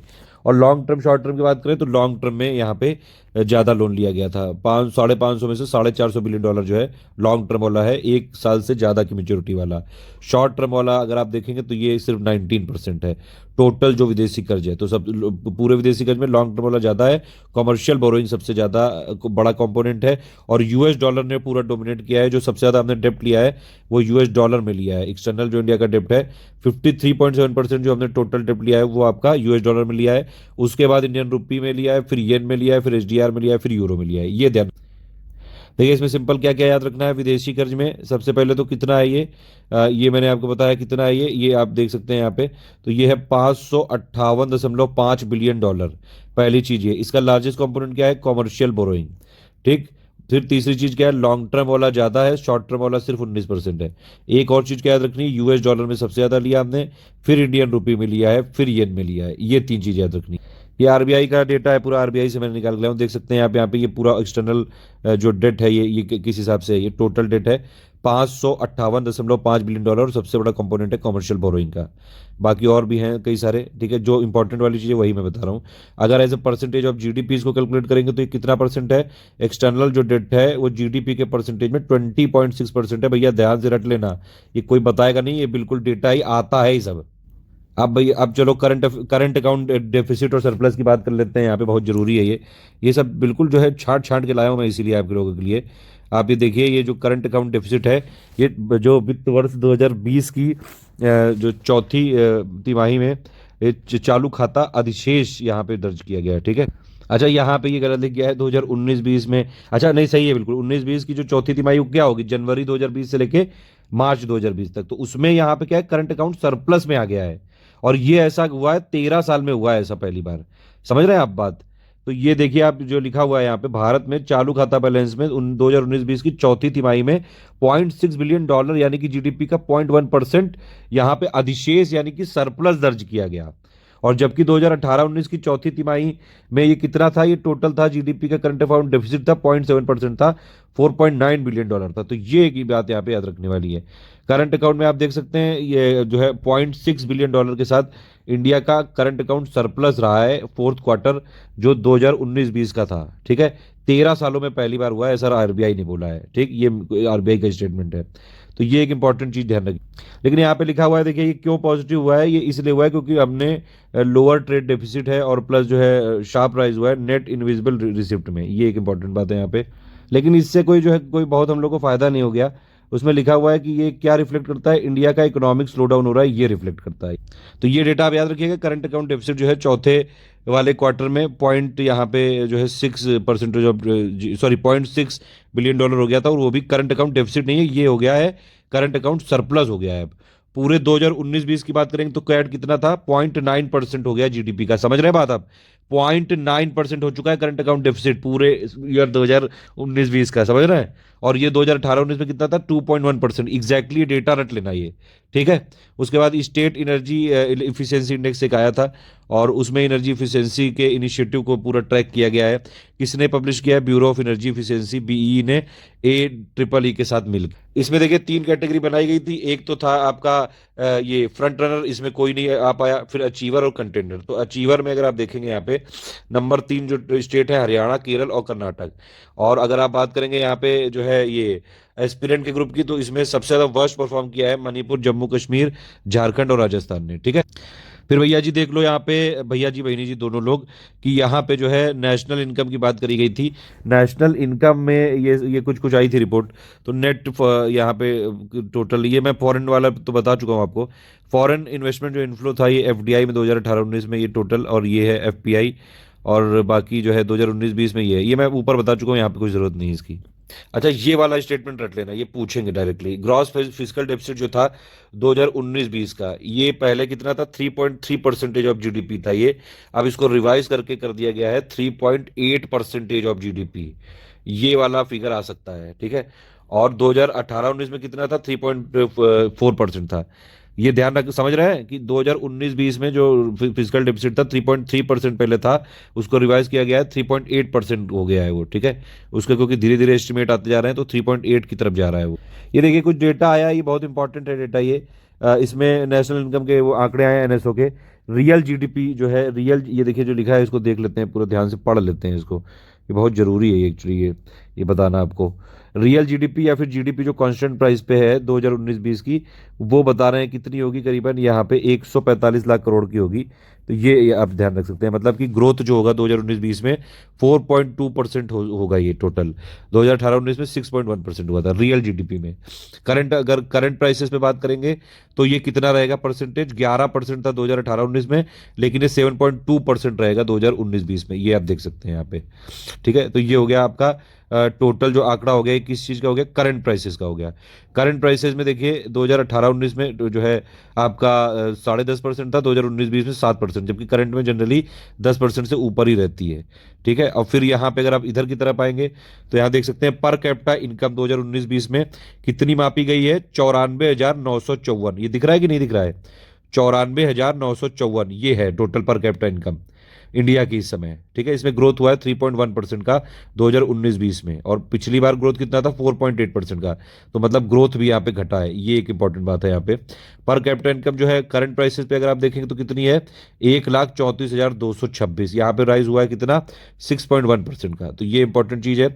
जीडीपी जो कॉन्स्टेंट प्राइस पे अगर आप देखेंगे तो वो यहाँ पे जो है टोटल Q4 में कितनी दिख रही है, ये 3.1% का यहाँ पे ग्रोथ दिखाया। खैर इतना इंपॉर्टेंट नहीं है ये चीज़।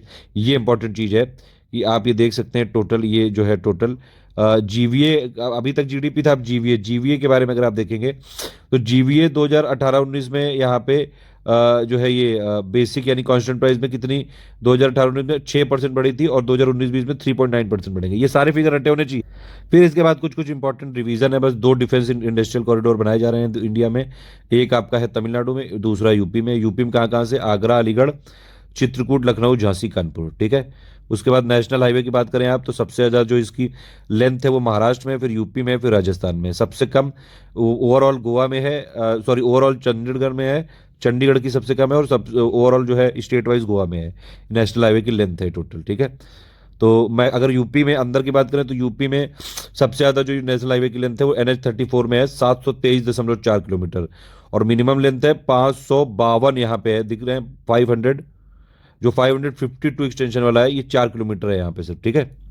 ये पूरा मैप बना हुआ है यूपी में कितने सारे नेशनल हाईवे हैं, ये आप देख सकते हैं। मैक्सिमम लेंथ यूपी की NH34 में है 723 किलोमीटर, मिनिमम है आपकी जो है 552 एक्सटेंशन में 4 किलोमीटर की। ये कुछ और चीज़ें देख सकते हैं यहाँ पे, जो देखिए इंडिया में जो गोल्डन क्वाड्रिलेटरल वो आया था वो, तो उसमें 4 ये रूट थी एक दिल्ली मुंबई, और मुंबई चेन्नई, कोलकाता चेन्नई, दिल्ली कोलकाता। अब इसमें देखिए ट्रिक है यहाँ से, अगर लेंथ आपसे पूछ लिया जाए तो ये जो कोलकाता चेन्नई वाली इसको 1 मान लेना और ऐसे जो है उल्टा चक्कर चला देना, यानी कि एंटी क्लॉकवाइज घुमा देना।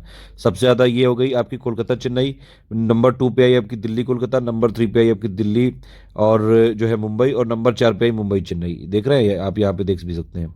नंबर 1 पे कौन सी आ गई? कोलकाता चेन्नई, नंबर 2 पे दिल्ली मुंबई, नंबर 3 पे दिल्ली कोलकाता, और जो है नंबर 4 पे आपकी कहाँ गया, हाँ नहीं ठीक है मैं गलत बोल गया। यहाँ पे देखिए नंबर 1 पे जो है आप देख सकते हैं यहाँ पे कि दिल्ली कोलकाता हो गई, ठीक है। नंबर 1 पे ये सॉरी कोलकाता चेन्नई हो गई, कोलकाता चेन्नई। नंबर 2 पे आपकी हो गई दिल्ली कोलकाता ये वाली, नंबर 3 पे हो गई आपकी दिल्ली मुंबई ये वाली, और नंबर 4 पे कोलकाता चेन्नई। इस तरह से है ये, इसकी लेंथ है।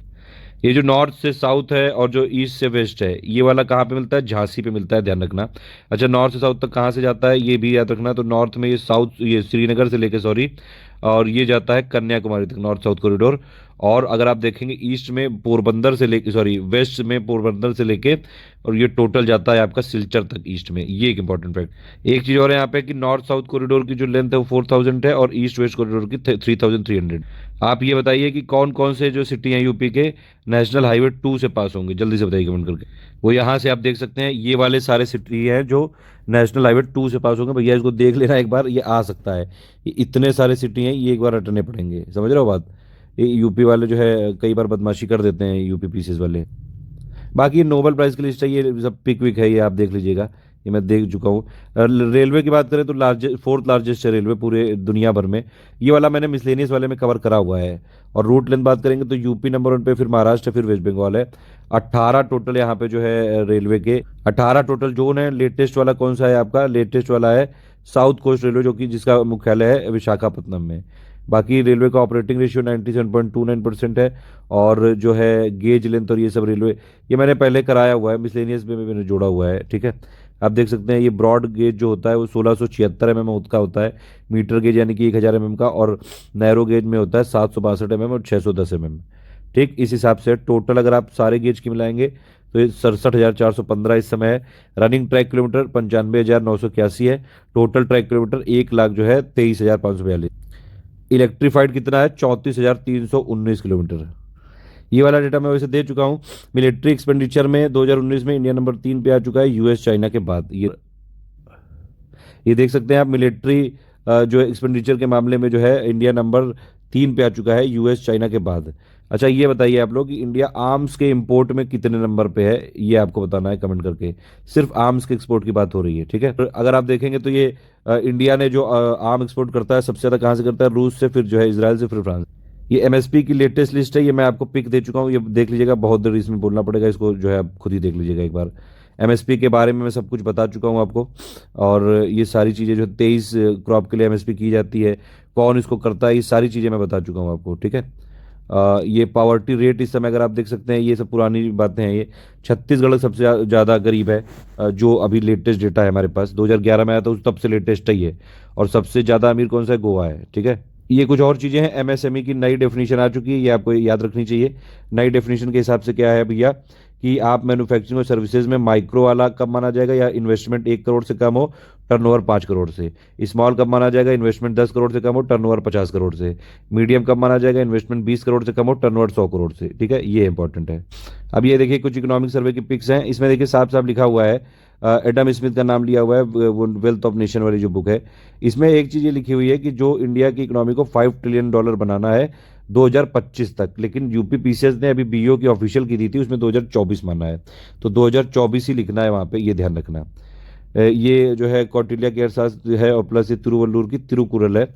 ये पूछ सकते हैं कि जो है इसमें ऑथर के नाम में पूछ सकते हैं। बाकी ये देख सकते हैं आपकी कोस्टल स्टेट के बारे में, ये मैं पहले बता चुका हूँ। हालांकि इसका वीडियो सबसे ज़्यादा जो है टोटल ये कोस्टल लेंथ किसकी है? आपकी गुजरात की, फिर तमिलनाडु, फिर आंध्र प्रदेश, फिर महाराष्ट्र, फिर केरल। 9 टोटल स्टेट हैं कोस्टल वाले, ये ध्यान रखना। 2 यूनियन टेरिटरी हैं।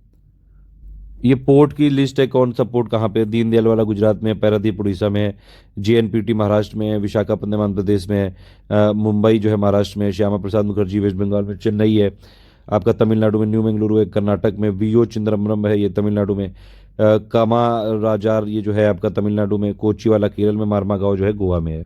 ये मेजर पोर्ट जो है किससे किससे एसोसिएटेड है, ये लिखा हुआ है। कोलकाता जो है रिवरीन है ये पोर्ट, और जो है आपका पारादीप है वेट डॉक पोर्ट है ये। विशाखापत्तनम को नेचुरल हार्बर बोलते हैं ये, ठीक है। और चेन्नई वाला जो है आर्टिफिशियल हार्बर यहाँ पे बोलते हैं। ये इंपॉर्टेंट चीज़ें हैं, जो जो इंपॉर्टेंट है वो मैं बता दे रहा हूँ आपको। ऑल वेदर जो पोर्ट है, टाइटल पोर्ट है, वो है आपका JNPT, और दीनदयाल को टाइटल क्रीक पोर्ट से एसोसिएटेड है। ये रिफाइनरी की लिस्ट है, 23 रिफाइनरी है टोटल मिला के इंडिया में, और ये मैं पिक दे चुका हूँ, आप इसको एक बार देख लीजिएगा, काफ़ी जो है इंपॉर्टेंट है ये पिक इसमें देख चुका हूँ मैं, ठीक है। ये पहले भी हम लोग करा चुके हैं हालांकि। ये देखिए 23 रिफाइनरी कैसे कैसे हैं वो भी समझ लीजिए।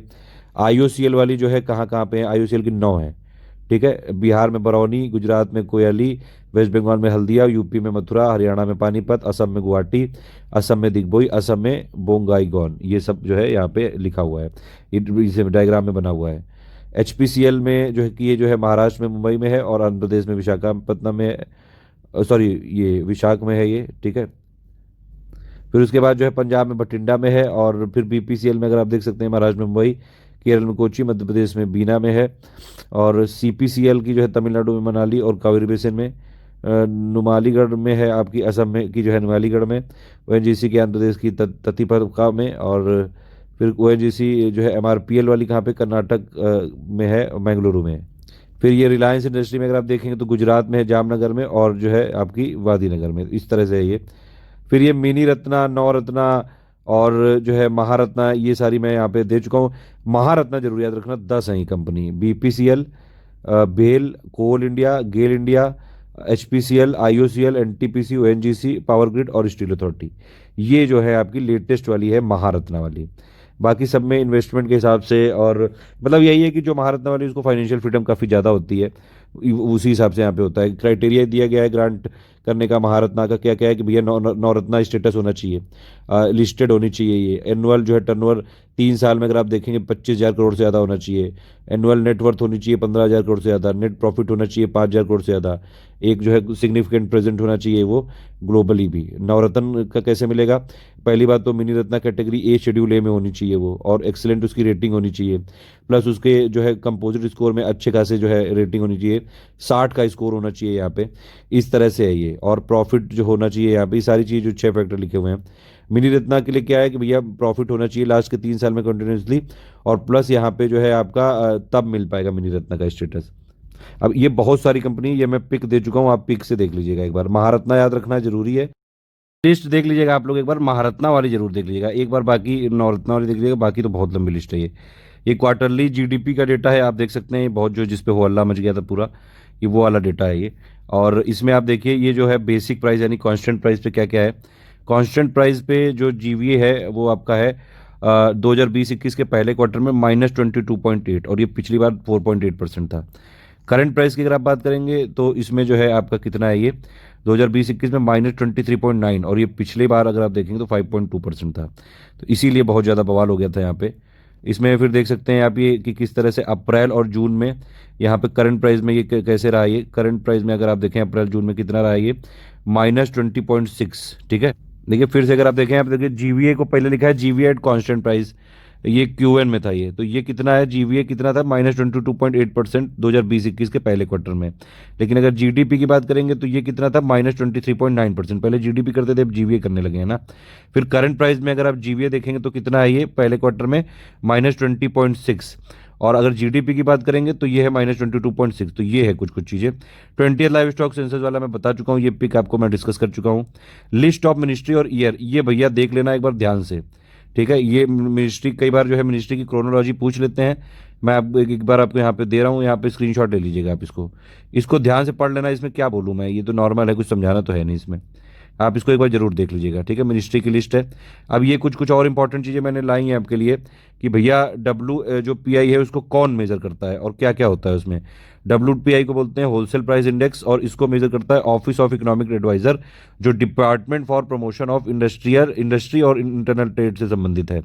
प्रोविजनल फिगर करता है ये हर 14 जो होती है, हर महीने की 14 तारीख को, या फिर उसके नेक्स्ट डे। इसमें जो है कंपोनेंट कैसे कैसे होते हैं, इसमें देखिए वेटेज वाइज सबसे ज़्यादा वेटेज है मैन्युफैक्चर्ड प्रोडक्ट का 64.2, फिर है आपका प्राइमरी आर्टिकल का, फिर है जो है ये सॉरी फिर नंबर 1 पे है कौन सा, मैन्युफैक्चर्ड प्रोडक्ट, फिर फूड इंडेक्स है, और फिर आपका है जो ये वाला प्राइमरी वाला है, फिर फ्यूल एंड पावर है, ठीक है। WPI में कौन कौन से आर्टिकल होते हैं उसके लिए बगल वाली पिक आप देख सकते हैं, ये क्या क्या चीज़ें होती हैं। प्राइमरी आर्टिकल हो गया, फूड आर्टिकल में ये सब हो गया, ठीक है। और ये टोटल कितना हो गया, ये 15.26, इसमें ये सारी चीज़ें हो गई। और मतलब इतना कोई अंदर घुसने की जरूरत नहीं, इतना ऐसे नहीं पूछेंगे, बस इतना ये जरूर याद रखिए कि जो इसका वेटेज है वो किस हिसाब से सबसे ज़्यादा है मैन्युफैक्चर प्रोडक्ट का वेटेज, फिर फूड इंडेक्स है, फिर आपका जो है प्राइमरी आर्टिकल है, फिर फ्यूल एंड पावर है। कौन पब्लिश करता है? Office of economic adviser. CPI की बात करें तो सीपीआई जो है 4 टाइप का होता है, कंज्यूमर प्राइस इंडेक्स। और इसमें अच्छा, इसमें एक चीज़ और है, डब्ल्यूपीआई और इसमें क्या डिफरेंस है? डब्ल्यूपीआई में जनरली थोक के भाव जो है लिए जाते हैं कंसीडरेशन में। जो थोक के भाव में जो लोग लाते हैं ना एक साथ कई सारी चीज़ें, लेकिन जो नॉर्मल कंज्यूमर है वो तो थोक के भाव थोड़ी ना लेता है, वो तो जो टुकड़ों टुकड़ों में लेता है। तो इसीलिए डब्ल्यूपीआई का क्रिटिसिज्म है कि ये सही महंगाई नहीं मापता है। कंज्यूमर प्राइस में क्या होता है कि जो रिटेल प्राइस होता है जिससे कंज्यूमर खरीदता है वो वाले को यहाँ पे मापा जाता है। तो ये एक इंपॉर्टेंट चीज़ है। 4 टाइप के होते हैं कंज्यूमर प्राइस इंडेक्स। एक होता है इंडस्ट्रियल वर्कर वाला, एक होता है एग्रीकल्चर लेबर वाला, एक रूरल लेबर वाला, और एक होता है सीपीआई ग्रामीण शहरी संयुक्त। ठीक है, जो पहले 3 होते हैं उनको लेबर ब्यूरो यहाँ पे संकलित करता है, ये जरूर याद रखिएगा। जो चौथा वाला है सीपीआई ग्रामीण शहरी संयुक्त, ये जो मॉस्पी का है यहाँ पे, ये जो है सेंट्रल स्टैटिस्टिकल ऑर्गेनाइजेशन, ये इसको मेजर करता है ये। ठीक है, सीपीआई का आधार वर्ष कितना है? बेस ईयर है 2012। सीपीआई में क्या क्या कंपोनेंट होते हैं वो चाहे तो आप ये भी देख सकते हैं। यहाँ पे देखिए जो सीपीआई है इसमें सबसे ज़्यादा जो है आपका कंपोनेंट है किसका? फूड एंड बेवरेज का 54.18 जो है परसेंटेज है वेटेज इसका।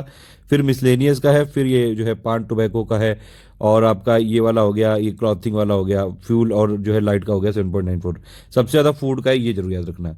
डब्ल्यूपीआई में सबसे ज़्यादा किसका था? हमने देखा था डब्ल्यूपीआई में सबसे ज़्यादा किसका था? मैन्युफैक्चर्ड प्रोडक्ट का था। और इसमें सीपीआई में कितना है? फूड एंड बेवरेज का। ठीक है, ये कुछ और इकोनॉमिक सर्वे की पिक्स हैं, आप चाहें तो एक बार इसको देख सकते हैं, थोड़ा सा फायदा ही मिलेगा आपको। Per capita income economic survey बताता है कितनी होनी चाहिए, कितनी है, मतलब करंट प्राइस के हिसाब से 1,35,000, और यहाँ पे कांस्टेंट के हिसाब से 96,000 है ये। ठीक, और फिर अगर आप देखेंगे यहाँ पे ये दूसरी चीज बताता है इकोनॉमिक। देखिए ये स्टेट की जीडीपी वाइज अगर आप देखें तो इकोनॉमिक सर्वे में भी पिक दी है। नंबर 1 पे बताता है ये महाराष्ट्र को, फिर तमिलनाडु को, फिर कर्नाटक को, फिर यूपी को। तो देख लीजिएगा क्या पूछ रहा है। स्टेट की जीडीपी अगर एज पर इकोनॉमिक सर्वे में यूपी नंबर 4 पे है, ध्यान रखना। ठीक है, और ये पूरी पिक है यहाँ पे आप देख सकते हैं, टोटल मिला सकते हैं।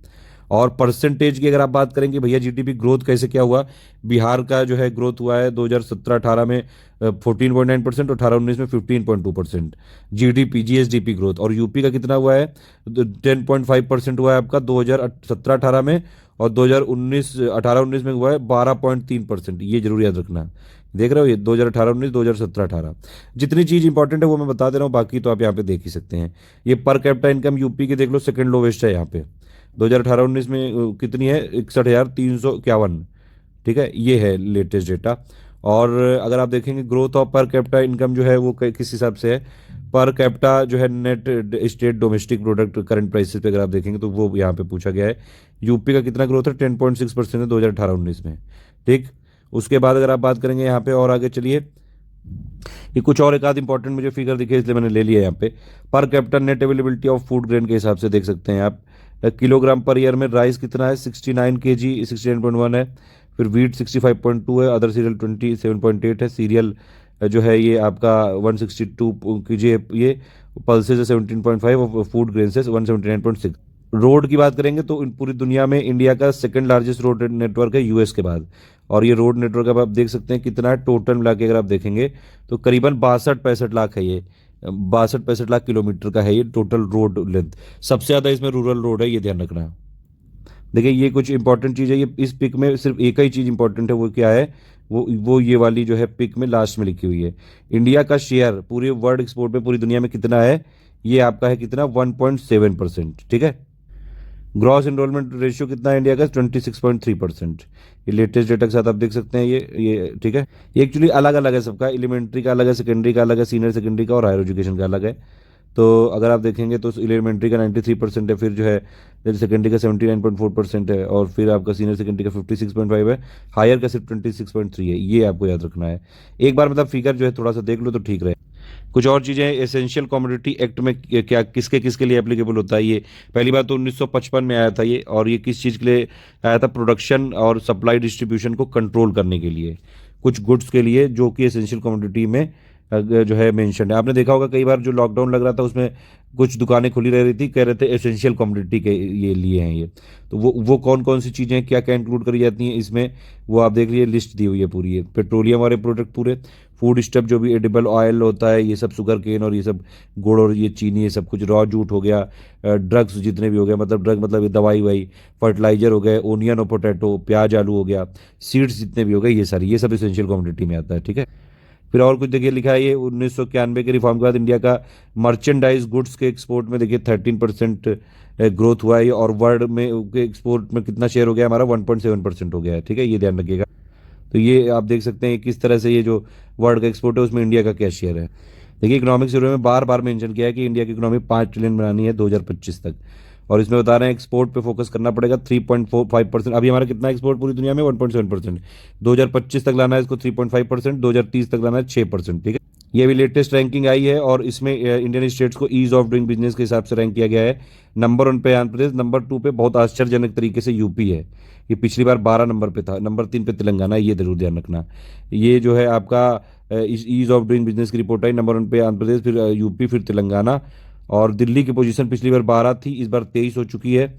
गुजरात की पोजीशन 5वीं से स्लाइड हो चुकी है, हरियाणा की 16वीं पोजीशन पे पहुंच गया। यूपी ने बहुत ज़बरदस्त तरीके से यहाँ पे तेजी करी है। इसमें बोल रहे हैं यहाँ रिपोर्ट में कि योगी जी ने जो प्रयास किए हैं काफ़ी अच्छे हैं, ऐसा यहाँ पे बोल रहे हैं। ठीक है, और इसमें लास्ट रैंकिंग किसको दी गई, त्रिपुरा को 56 यहाँ पे, सॉरी 36 रैंकिंग दी गई है। तो ये सारी चीज़ें जो हैं यहाँ पे, अब कितना इसमें सत्य है वो तो भगवान ही जाने या सरकार जाने। ये जो है बिजनेस रिफॉर्म एक्शन प्लान के हिसाब से उत्तर प्रदेश 12वें नंबर पे था 2017-18 में, और 19 में अगर आपसे समझे तो दूसरे नंबर पे आ गया। तो ये एक आश्चर्यजनक चीज़ है, और ये एग्जाम में पूछे जाने की सुझाव बहुत इंपॉर्टेंट है।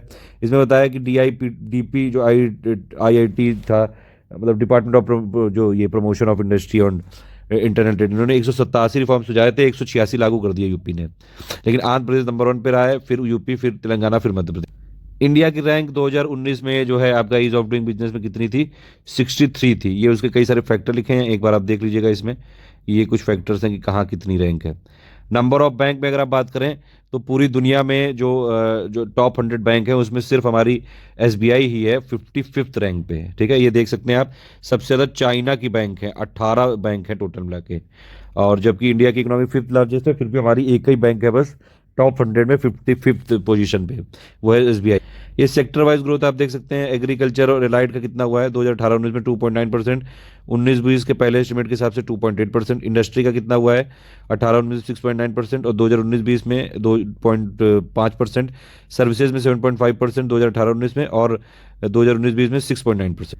ये कुछ कुछ और चीज़ें दी हुई हैं यहाँ पे कि taxes as a percentage of GDP, तो GST कितना है, लगभग 3.1% as a percentage of GDP, ये जरूर याद रखना है। सबसे ज़्यादा जो होता है टैक्स रेवेन्यू कहाँ से आता है, कॉर्पोरेट टैक्स से आता है। वो कितने परसेंट है GDP का, वो है 3.6%। ठीक है, और ये 2-3 चीज़ें देख लीजिएगा एक बार, इंपॉर्टेंट है ये यहाँ पे। सब्सिडी जो हम देते हैं सबसे ज़्यादा फूड को देते हैं, फिर फर्टिलाइजर को, फिर पेट्रोलियम को। ठीक है, ये जरूर याद रखना। और अगर परसेंटेज ऑफ GDP की बात करेंगे तो 2019 में ये फूड सब्सिडी की थी 1.3% ऑफ GDP, और फर्टिलाइजर में फिर यूरिया थी वो 0.5%, और न्यूट्रिएंट बेस्ड फर्टिलाइजर सब्सिडी थी 0.22%, और जो है पेट्रोलियम थी 0.3%। ये आप देख सकते हैं डेब्ट टू GDP रेशियो कितना है इंडिया का, ये यहाँ पे इसमें मिल जाएगा। ट्रेंड जो है ये इस तरह से दिखाया। ये मर्चेंडाइज जो है trade balance as percentage of GDP है। ये ट्रेड बैलेंस क्योंकि हम ट्रेड डेफिसिट में -6.3% हुआ है ये, मतलब जो हमारा ट्रेड डेफिसिट है वो कितना है, 6.3% है ये GDP का, ये इसका मतलब है। एडुकेशन में कितना हम जो है करते हैं GDP का, एडुकेशन में 2020-21 में भारत सरकार ने 99,312 करोड़ रुपए जो है बोला कि व्यय करेंगे। GDP का 4.3% है ये, और इसको 6% तक लाने के लिए यहाँ पे लक्ष्य किया है सरकार ने। ये फिर कुछ और चीज़ है कि भैया सबसे ज़्यादा स्टार्टअप जो है कहाँ पे आए हैं, महाराष्ट्र में आए, फिर कर्नाटक, फिर दिल्ली, और फिर यूपी है। इस तरह से है ये। ठीक है, और इंडस्ट्री वाइज अगर आप देखेंगे तो सबसे ज़्यादा किस इंडस्ट्री के स्टार्टअप आए, IT सर्विसेज, फिर हेल्थ वाली, फिर एडुकेशन के। ठीक, ये देखिए कुछ और चीज़ें दी हुई हैं। क्रूड स्टील प्रोडक्शन में नंबर 1 पे चाइना, फिर इंडिया, फिर जापान है। और अगर आप इसके कंजम्पशन की बात करेंगे तो नंबर 1 पे चाइना है, फिर नंबर 2 पे USA, फिर नंबर 3 पे इंडिया है कंजम्पशन ऑफ स्टील में। ठीक है, ये ध्यान रखना है सब। ये देखिए, ये जो कॉमर्शियल सर्विस एक्सपोर्ट होता है उसमें टॉप 10 एक्सपोर्टिंग कंट्री में इंडिया हमारा कितने नंबर पे, 8वें नंबर पे है। इंडिया का शेयर जो वर्ल्ड की मतलब ग्लोबल कॉमर्शियल सर्विसेज 2018 में कितना था, 3.5%। जो पूरी दुनिया की कॉमर्शियल सर्विस एक्सपोर्ट की जाती है वो इंडिया से 3.5% इंडिया का शेयर है पूरी दुनिया में, 3.5%। ये जरूर ध्यान रखना। ठीक है, इस तरह से है ये। और ये तो ग्रोथ है, 2017 में 14.5% हुई, फिर 2018 में 10.7% हुई, 19 में 7.1% हुई, सिर्फ जो 6 महीने के डेटा में। उसकी स्पेशलिटी है। पोर्ट और हार्बर में डिफरेंस क्या होता है, सब कुछ इसमें देखेंगे। सबसे पहली बात तो ये समझ लीजिए, जो इंडिया का ट्रेड होता है 95% बाय वॉल्यूम और 75% वैल्यू के हिसाब से ये सभी होता है मैरीन ट्रांसपोर्ट के थ्रू। ठीक है, तो ये आप याद रखिएगा। इंडिया की जो टोटल मिला के कोस्ट लाइन है वो कितनी है, 7,600 किलोमीटर समथिंग है। और जो पोर्ट्स हैं ये अगर आप देखेंगे तो 9 कोस्टल स्टेट हैं हमारे। ठीक है, पोर्ट की बात करें अगर तो देखिए इंडिया में 12 मेजर पोर्ट हैं। ठीक है, 12 मेजर पोर्ट हैं अभी तक, अभी लेटेस्ट कंडीशन के हिसाब से बता रहा हूँ। एक्चुअली हिसाब किताब यहाँ पे क्या है कि 13वां major port government of India ने डिक्लेयर किया था पोर्ट ब्लेयर को, जो कि अंडमान एंड निकोबार में है। लेकिन फिर अभी थोड़े दिन पहले एक नोटिफिकेशन जारी किया था 2016 में कि 13वां जो आपका मेजर पोर्ट होगा वो इनायाम कोलाचल में होगा, यहाँ पे कहीं। ठीक है, साउदर्न मोस्ट होगा वो। लेकिन अभी अगर आप इंडियन पोर्ट्स एसोसिएशन की साइट पे जाके देखेंगे तो अभी भी जो मेजर पोर्ट है वो हमारे 12 ही हैं। मतलब कि जो पोर्ट ब्लेयर है, इसमें ये भी न्यूज़ आ रही थी कि जो पोर्ट ब्लेयर है उसका जो मेजर पोर्ट वाला स्टेटस है वो हट जाएगा, क्योंकि वहाँ पे इतना ज़्यादा कार्गो हैंडल नहीं हो रहा है। ठीक है, तो अभी तक कंडीशन यही है कि 13वां पोर्ट जो है उसकी न्यूज़ जरूर आई थी, लेकिन ऐसा कुछ भी गवर्नमेंट की तरफ से ऑफिशियली नहीं किया गया। इसका ये मतलब है कि 12 मेजर पोर्ट है इंडिया में टोटल मिला के, और 200 करीबन माइनर पोर्ट है, माइनर या फिर मीडियम कैटेगरी वाले। ठीक है, अब देखिए पोर्ट के बारे में अगर आप देखें तो पोर्ट जो है वो यूनियन लिस्ट में भी लिखा हुआ है और कंकरेंट लिस्ट में भी लिखा हुआ है। जितने भी मेजर पोर्ट होते हैं उनको कौन हैंडल करती है, यूनियन गवर्नमेंट यानी कि सेंट्रल गवर्नमेंट यानी कि केंद्र सरकार। जो आपके मीडियम और जो स्मॉल पोर्ट होते हैं उनको नोटिफाई करते हैं यहाँ पे राज्य सरकार, उनको पूरा जो भी अथॉरिटी वो राज्य सरकार की होती है। अब देखिए जो 12 मेजर पोर्ट हैं वो हम लोग पहले देख लेते हैं उसकी स्पेशलिटी के साथ, और फिर उसके बारे में और इन चीज़ें बताएंगे। सबसे पहले एक बात ये समझ लीजिए कि नेचुरल हार्बर में और पोर्ट में क्या डिफरेंस होता है। ठीक है, नेचुरल हार्बर जो होता है वो ऐसा एक एरिया होता है जो जहाँ पे मतलब जो है आपके बोट्स को स्टोर किया जाता है। ठीक है, और जो पोर्ट होते हैं वो क्या होता है, पोर्ट में क्या क्या होता है, वहाँ पे डॉकिंग किया जाता है, ट्रैफिक लाया जाता है, स्टोरेज किया जाता है। ठीक है, हार्बर जो है वो नेचुरल भी हो सकता है और मैनमेड भी हो सकता है, लेकिन पोर्ट हमेशा मैनमेड होता है, ये आप याद रखिएगा, ये बेसिक बात है।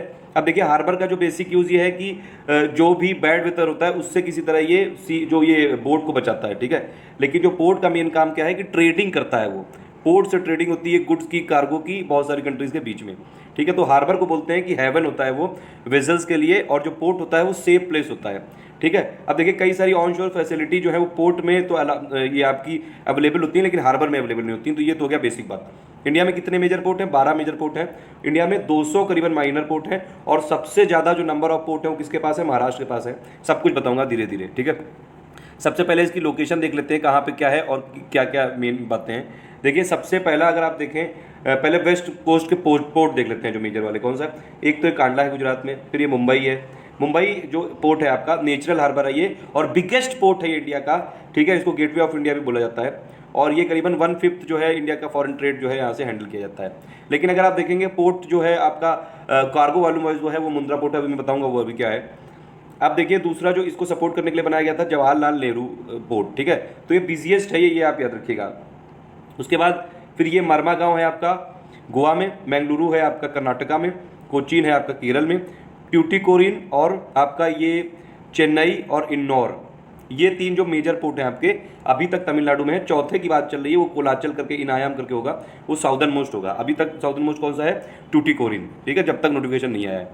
फिर आपका ये है इधर, अगर आप और ऊपर की तरफ जाएंगे तो जो मेजर पोर्ट है वो आपका विशाखापट्टनम है, ये आपका कहाँ पे, आंध्र प्रदेश में। फिर पारादीप है, ये भी आपका ये उड़ीसा में है। फिर हल्दिया और कोलकाता, ये एक ही पोर्ट है, उसकी मतलब फैसिलिटी कोलकाता वाली हल्दिया में भी है।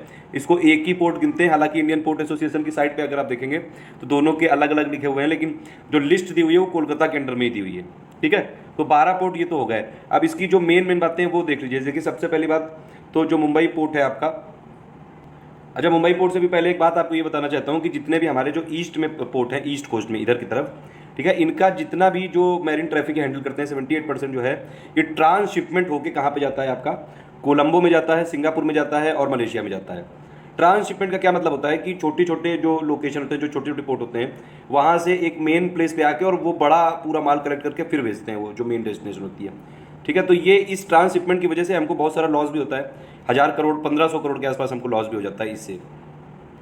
अच्छा एक चीज़ और आपको बतानी है कि जो इन्नौर है यहाँ पे, ठीक है, ये इन्नौर, ये गवर्नमेंट ऑफ इंडिया के अंडर में नहीं है, ये प्राइवेट पोर्ट है। बाकी जो मेजर पोर्ट है ज़्यादातर वो गवर्नमेंट ऑफ इंडिया के अंडर में आते हैं, ठीक है। और दूसरी बात ये कि जो मुंबई है ये नेचुरल हार्बर है और लार्जेस्ट नेचुरल पोर्ट है इंडिया का।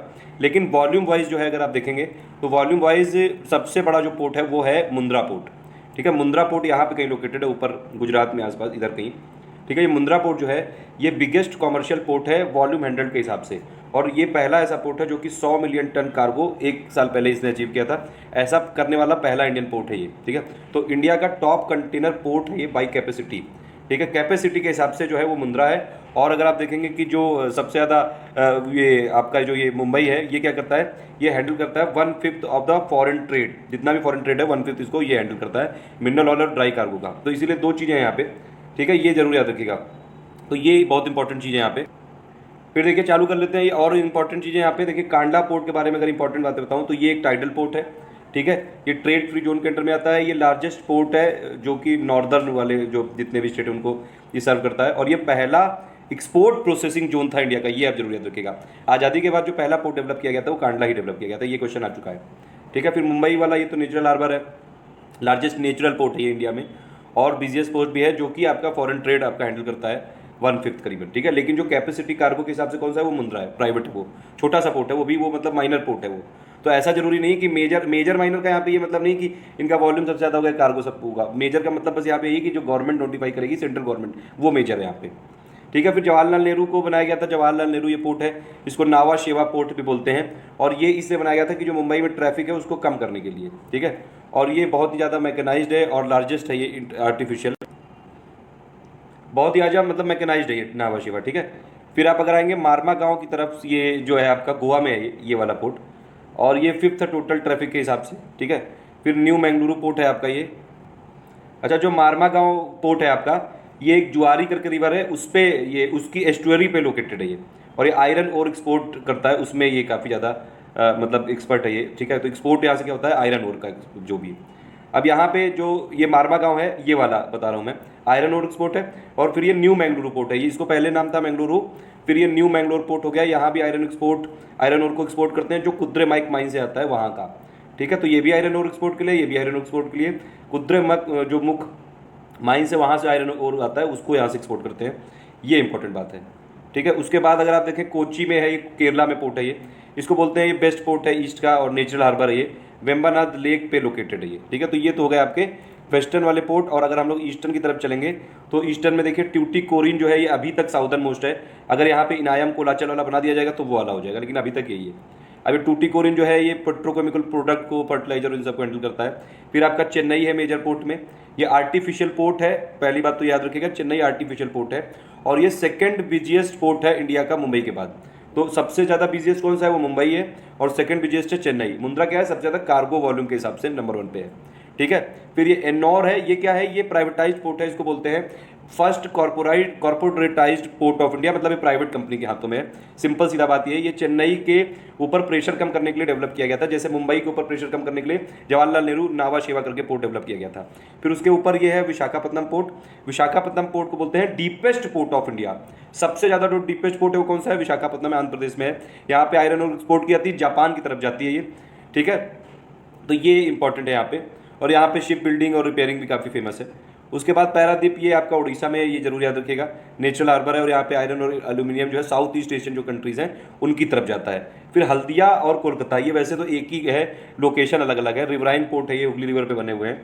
और ये जो है ओशियन बेस्ड डॉकयार्ड जो है कोलकाता का, उसको भी कनेक्ट करता है, डायमंड हार्बर बोलते हैं इसको। तो जो हल्दिया पोर्ट है वो इसीलिए किया गया था कोलकाता पे प्रेशर रिड्यूस करने के लिए, ठीक है। सबसे ज़्यादा डीपेस्ट, अब बताइए, कुछ क्वेश्चन आपसे पूछ रहा हूँ कि इंडिया में नेचुरल हार्बर कौन कौन से हैं, ठीक है। क्या हार्बर नेचुरल और मैन मेड दोनों हो सकता है कि नहीं। इंडिया का बिजिएस्ट पोर्ट कौन सा है ये बताइए जल्दी से। इंडिया का जो लार्जेस्ट आपका वॉल्यूम के हिसाब से पोर्ट कौन सा है वो आप बताइए। प्लस इंडिया का डीपेस्ट आर्टिफिशियल पोर्ट कौन सा है वो बताइए। इंडिया का फर्स्ट कॉर्पोरेट पोर्ट कौन सा है प्राइवेटाइज्ड वाला वो बताइए। ये सब चीज़ें हैं। और जो मुंबई ट्रांसपोर्ट, सॉरी, जो ये मैरी टाइम ट्रांसपोर्ट है, ये किस किस लिस्ट में आता है ये आपको बताना है, ठीक है। ये कुछ इंपॉर्टेंट क्वेश्चन है, ये आपको जरूर याद होने चाहिए। प्लस आपका ये क्वेश्चन हो गए। लास्ट में ये है कि 200 जो है वो नोटिफाइड माइनर और इंटरमीडिएट पोर्ट हैं उसमें से सबसे ज़्यादा किसके पास है? महाराष्ट्र के पास है 48 पोर्ट हैं, फिर गुजरात के पास है 42 पोर्ट हैं, तमिलनाडु के पास 15 पोर्ट हैं, कर्नाटका के पास 10 पोर्ट हैं और केरला के पास हैं करीबन 17। तो ये हैं टोटल मिला के पोर्ट। और ये जो पोर्ट है आपका महाराष्ट्र में भी है, गुजरात में भी है, तमिलनाडु में भी है, कर्नाटक में भी है, केरल में भी, आंध्र प्रदेश में भी, उड़ीसा में भी, गोवा में भी, वेस्ट बंगाल में भी, ठीक है। तो ये आप देख सकते हैं यहाँ पे जो पोर्ट है वो जितने भी हमारे 9 कोस्टल स्टेट है सभी में लोकेटेड है, ठीक है। ये इंपॉर्टेंट बात है। अगर यहाँ पे जो गुजरात है इसको थोड़ा सा और जूम करें तो यहाँ पे बहुत सारे पोर्ट हैं जो कि दिख नहीं रहे, लेकिन मैं बता दे रहा हूँ आपको। ये वाले जो पोर्ट हैं आपके, ठीक है, जैसे यहाँ पे कांडला है, उसके बाद यहाँ पे जखऊ करके पोर्ट है, यहाँ पे मांडवी करके है, यहाँ वडीनार है, यहाँ पे मुंद्रा है, यहाँ सलाया पोर्ट है, ओखा पोर्ट है, पोरबंदर पोर्ट है, बहुत सारे पोर्ट हैं यहाँ पे जो कि इंपॉर्टेंट है, ठीक है। अब यहाँ पे मुंबई और आपका हो गया ये जो ये नावा शेवा है उसके नीचे जो है आपका मुंबई और नावा शेवा, ये जो जवाहरलाल नेहरू है उसके नीचे यहाँ पे रत्नागिरी पोर्ट भी है, ठीक है। ये कृष्णापत्तनम पोर्ट भी दिख रहा है, कट्टुपुल्ली पोर्ट भी दिख रहा है। तो ये कुछ पोर्ट हैं जो इंपॉर्टेंट है। फिर ये विशाखापत्तनम के नीचे काकीनाडा भी पोर्ट है, ठीक है। जो फोटो आपको दिख गई थी वो वाली, वो एक्चुअली थंबनेल बना रहा था, उसके लिए फोटो है जो एडल्ट्री पे अभी आया है, उसको कुछ गलत मत समझिएगा। Thank you for listening. ये टोटल पोर्ट्स का एक वीडियो था। ऐसा वीडियो मैं कई सारे मैप बेस्ड बना चुका हूँ, बायोस्फीयर रिजर्व के रिलेटेड, नेशनल पार्क से रिलेटेड, वाइल्ड लाइफ सेंचुरी से रिलेटेड, कम्युनिटी रिजर्व से रिलेटेड, ये आपके कंजर्वेशन रिजर्व से रिलेटेड, बहुत सारे अलग अलग पोर्ट ये बना चुका हूँ। प्लस मैंने एक वीडियो बनाया था जो 23 मेजर ऑयल रिफाइनरी हैं, प्लस जो स्टील प्लांट है हमारे इंडिया में, और अभी ये वाला पोर्ट वाला बना दिया। अभी और भी कई सारे वीडियो बनाने। Thank you for listening. Waterways के बारे में इसमें देख लेते हैं। टोटल मिला के एक पिक बनाई मैंने, इसी पिक में ज़्यादातर चीज़ें सब इन्वॉल्व हैं, ठीक है। इसमें ये एक्चुअली मैंने जो ज्योग्राफी का रिवीजन करा रहा हूँ वही सब है इसमें। एक इंपॉर्टेंट फैक्ट भी आप ये देख लीजिए, जो टोटल नेशनल हाईवे है इंडिया में 1,15,435 किलोमीटर है, और सबसे ज़्यादा हाईवे इस समय महाराष्ट्र में, फिर यूपी, फिर राजस्थान, ठीक है। तो ये इंपॉर्टेंट है। और वाटरवेज अगर आप देखें तो इस समय जो टोटल वाटरवेज हैं वो हैं 111 हो गए हैं, ठीक है। एक आपका लॉ बना था 2016 में, उसके बाद अब यहाँ पे टोटल पहले 5 थे, फिर ये 106 और कर दिए गए। छठा वाला बन रहा था लेकिन बन नहीं पाया था। टोटल इसमें से ऑपरेशनल सिर्फ 1, 2, 3 हैं, भी ये जरूर याद रखिएगा। तो 2016 में एक नेशनल वाटरवे एक्ट आया था, जिसमें अगर आप देखें एक हमारी एक inland waterways authority of India भी है ये, और 111 है टोटल नेशनल हाईवे। 106 क्रिएट किए गए थे 216 में, और ये अगर आप देखेंगे टोटल नेटवर्क कितना है, 20,000 से ज़्यादा किलोमीटर का है। 1, 2, 3 ऑपरेशनल है यहाँ पे, और यहाँ पे कार्गो और पैसेंजर जो क्रूज वीज़न है वो यहाँ पे आराम से वर्क कर रहे हैं, ठीक है। और चौथे और पाँचवें वाले में काम चल रहा है, और ये पाँचवें वाले में भी जल्दी हो जाएगा, ठीक है। तो ये है। अब ये देखिए पूरा ये मैप देख सकते हैं। देखिए अब इसमें एक चीज़ ये है कि सबसे बड़ा जो नेशनल वाटरवे है वो है आपका हल्दिया टू ये इलाहाबाद, जो कि नेशनल वाटरवे 1 है, 1620 किलोमीटर का है। इसमें कौन कौन से स्टेट कवर है? यूपी, बिहार, झारखंड और वेस्ट बंगाल, ठीक है। यहाँ से लेके चलता है ये टोटल मिला के हल्दिया से लेके इलाहाबाद। हल्दिया से ये हल्दिया इधर है और यहाँ से इलाहाबाद, ठीक है। तो ये नेशनल वाटरवे 1 है। और ये है आपका नेशनल वाटरवे 2, तो सदिया से लेके धुबरी तक ब्रह्मपुत्र नदी पे है, और ये जो नेशनल वाटरवे है ये गंगा नदी पे है। ये वाला नेशनल वाटरवे 2 देख रहे हैं आप, 891 किलोमीटर का है, और इसमें असम, वेस्ट बंगाल, अरुणाचल प्रदेश और मेघालय 4 राज्य इसमें कवर होते हैं, ठीक है। नेशनल वाटरवे 3 वाला जो है वो भी इस समय ऑपरेशनल है। ये पूरी तरह से केरला में है, ये वेस्ट कोस्ट कैनल इसको बोलते हैं, और 205 किलोमीटर का है ये, कोल्लम से लेकर कोटापुरम तक। नेशनल वाटरवे 4 ये वाला है, गोदावरी कृष्णा कैनल पे है, काकीनाडा टू पुडुचेरी। और ये नेशनल वाटरवे 5 ये वाला है आपका ब्रह्माणी डेल्टा कैनल। तो ये वाली बात चल रही थी। ये थोड़ा सा मैप एक्चुअली पुराना है, ये जो विकीपीडिया में एकदम अपडेटेड नहीं था, यहाँ पे उसकी अपडेटेड जानकारी है पूरी। 111 टोटल, ये जरूर याद रखिएगा। नेशनल वाटरवे 1 में ये आपका लेंथ वाइज सबसे बड़ा है, इलाहाबाद से लेके हल्दिया तक है ये, और गंगा भागीरथी हुगली नदी पे है। यूपी, बिहार, झारखंड और वेस्ट बंगाल का वन है, ठीक है। सदिया धुबरी है आपका नेशनल वाटरवे 2, असम पे है ये, और नेशनल वाटरवे 3 पूरी तरह से केरला में है। वाटरवे 4 आपका है ये तमिलनाडु, आंध्र प्रदेश और तेलंगाना, ठीक है। तो ये इंपॉर्टेंट है। नेशनल वाटरवे 5 में क्या क्या है, उड़ीसा और वेस्ट बंगाल। तो ये इंपॉर्टेंट चीज़ें जो है छोटी छोटी शॉर्ट में बता दी है मैंने यहाँ पे आपको। देखिए एक चीज़ और है इसमें, इनलैंड जो वाटरवे अथॉरिटी ऑफ इंडिया है ये 1986 में बनी थी, और ये मिनिस्ट्री ऑफ शिपिंग के अंडर में, ये जरूर याद रखिएगा, ठीक है। तो ये है इंपॉर्टेंट यहाँ पे। और ये छोटा सा एक वीडियो था बस। फिर इसके बाद 2016 में जो एक्ट आया था उसमें बाकी सब की गई वही सब चीज़ें हैं कि वाटर ट्रांसपोर्ट को प्रमोट करना है। इंडिया में करीबन 14,500 जो हैं वो नेविगेबल वाटरवेज प्रेजेंट है, उनको एक्सप्लोर किया जा सकता है पूरी तरह से, और इन्वायरमेंट फ्रेंडली रहता है, पॉल्यूशन कम रहता है, काफ़ी सारी चीज़ें हैं इसमें। Thank you for listening.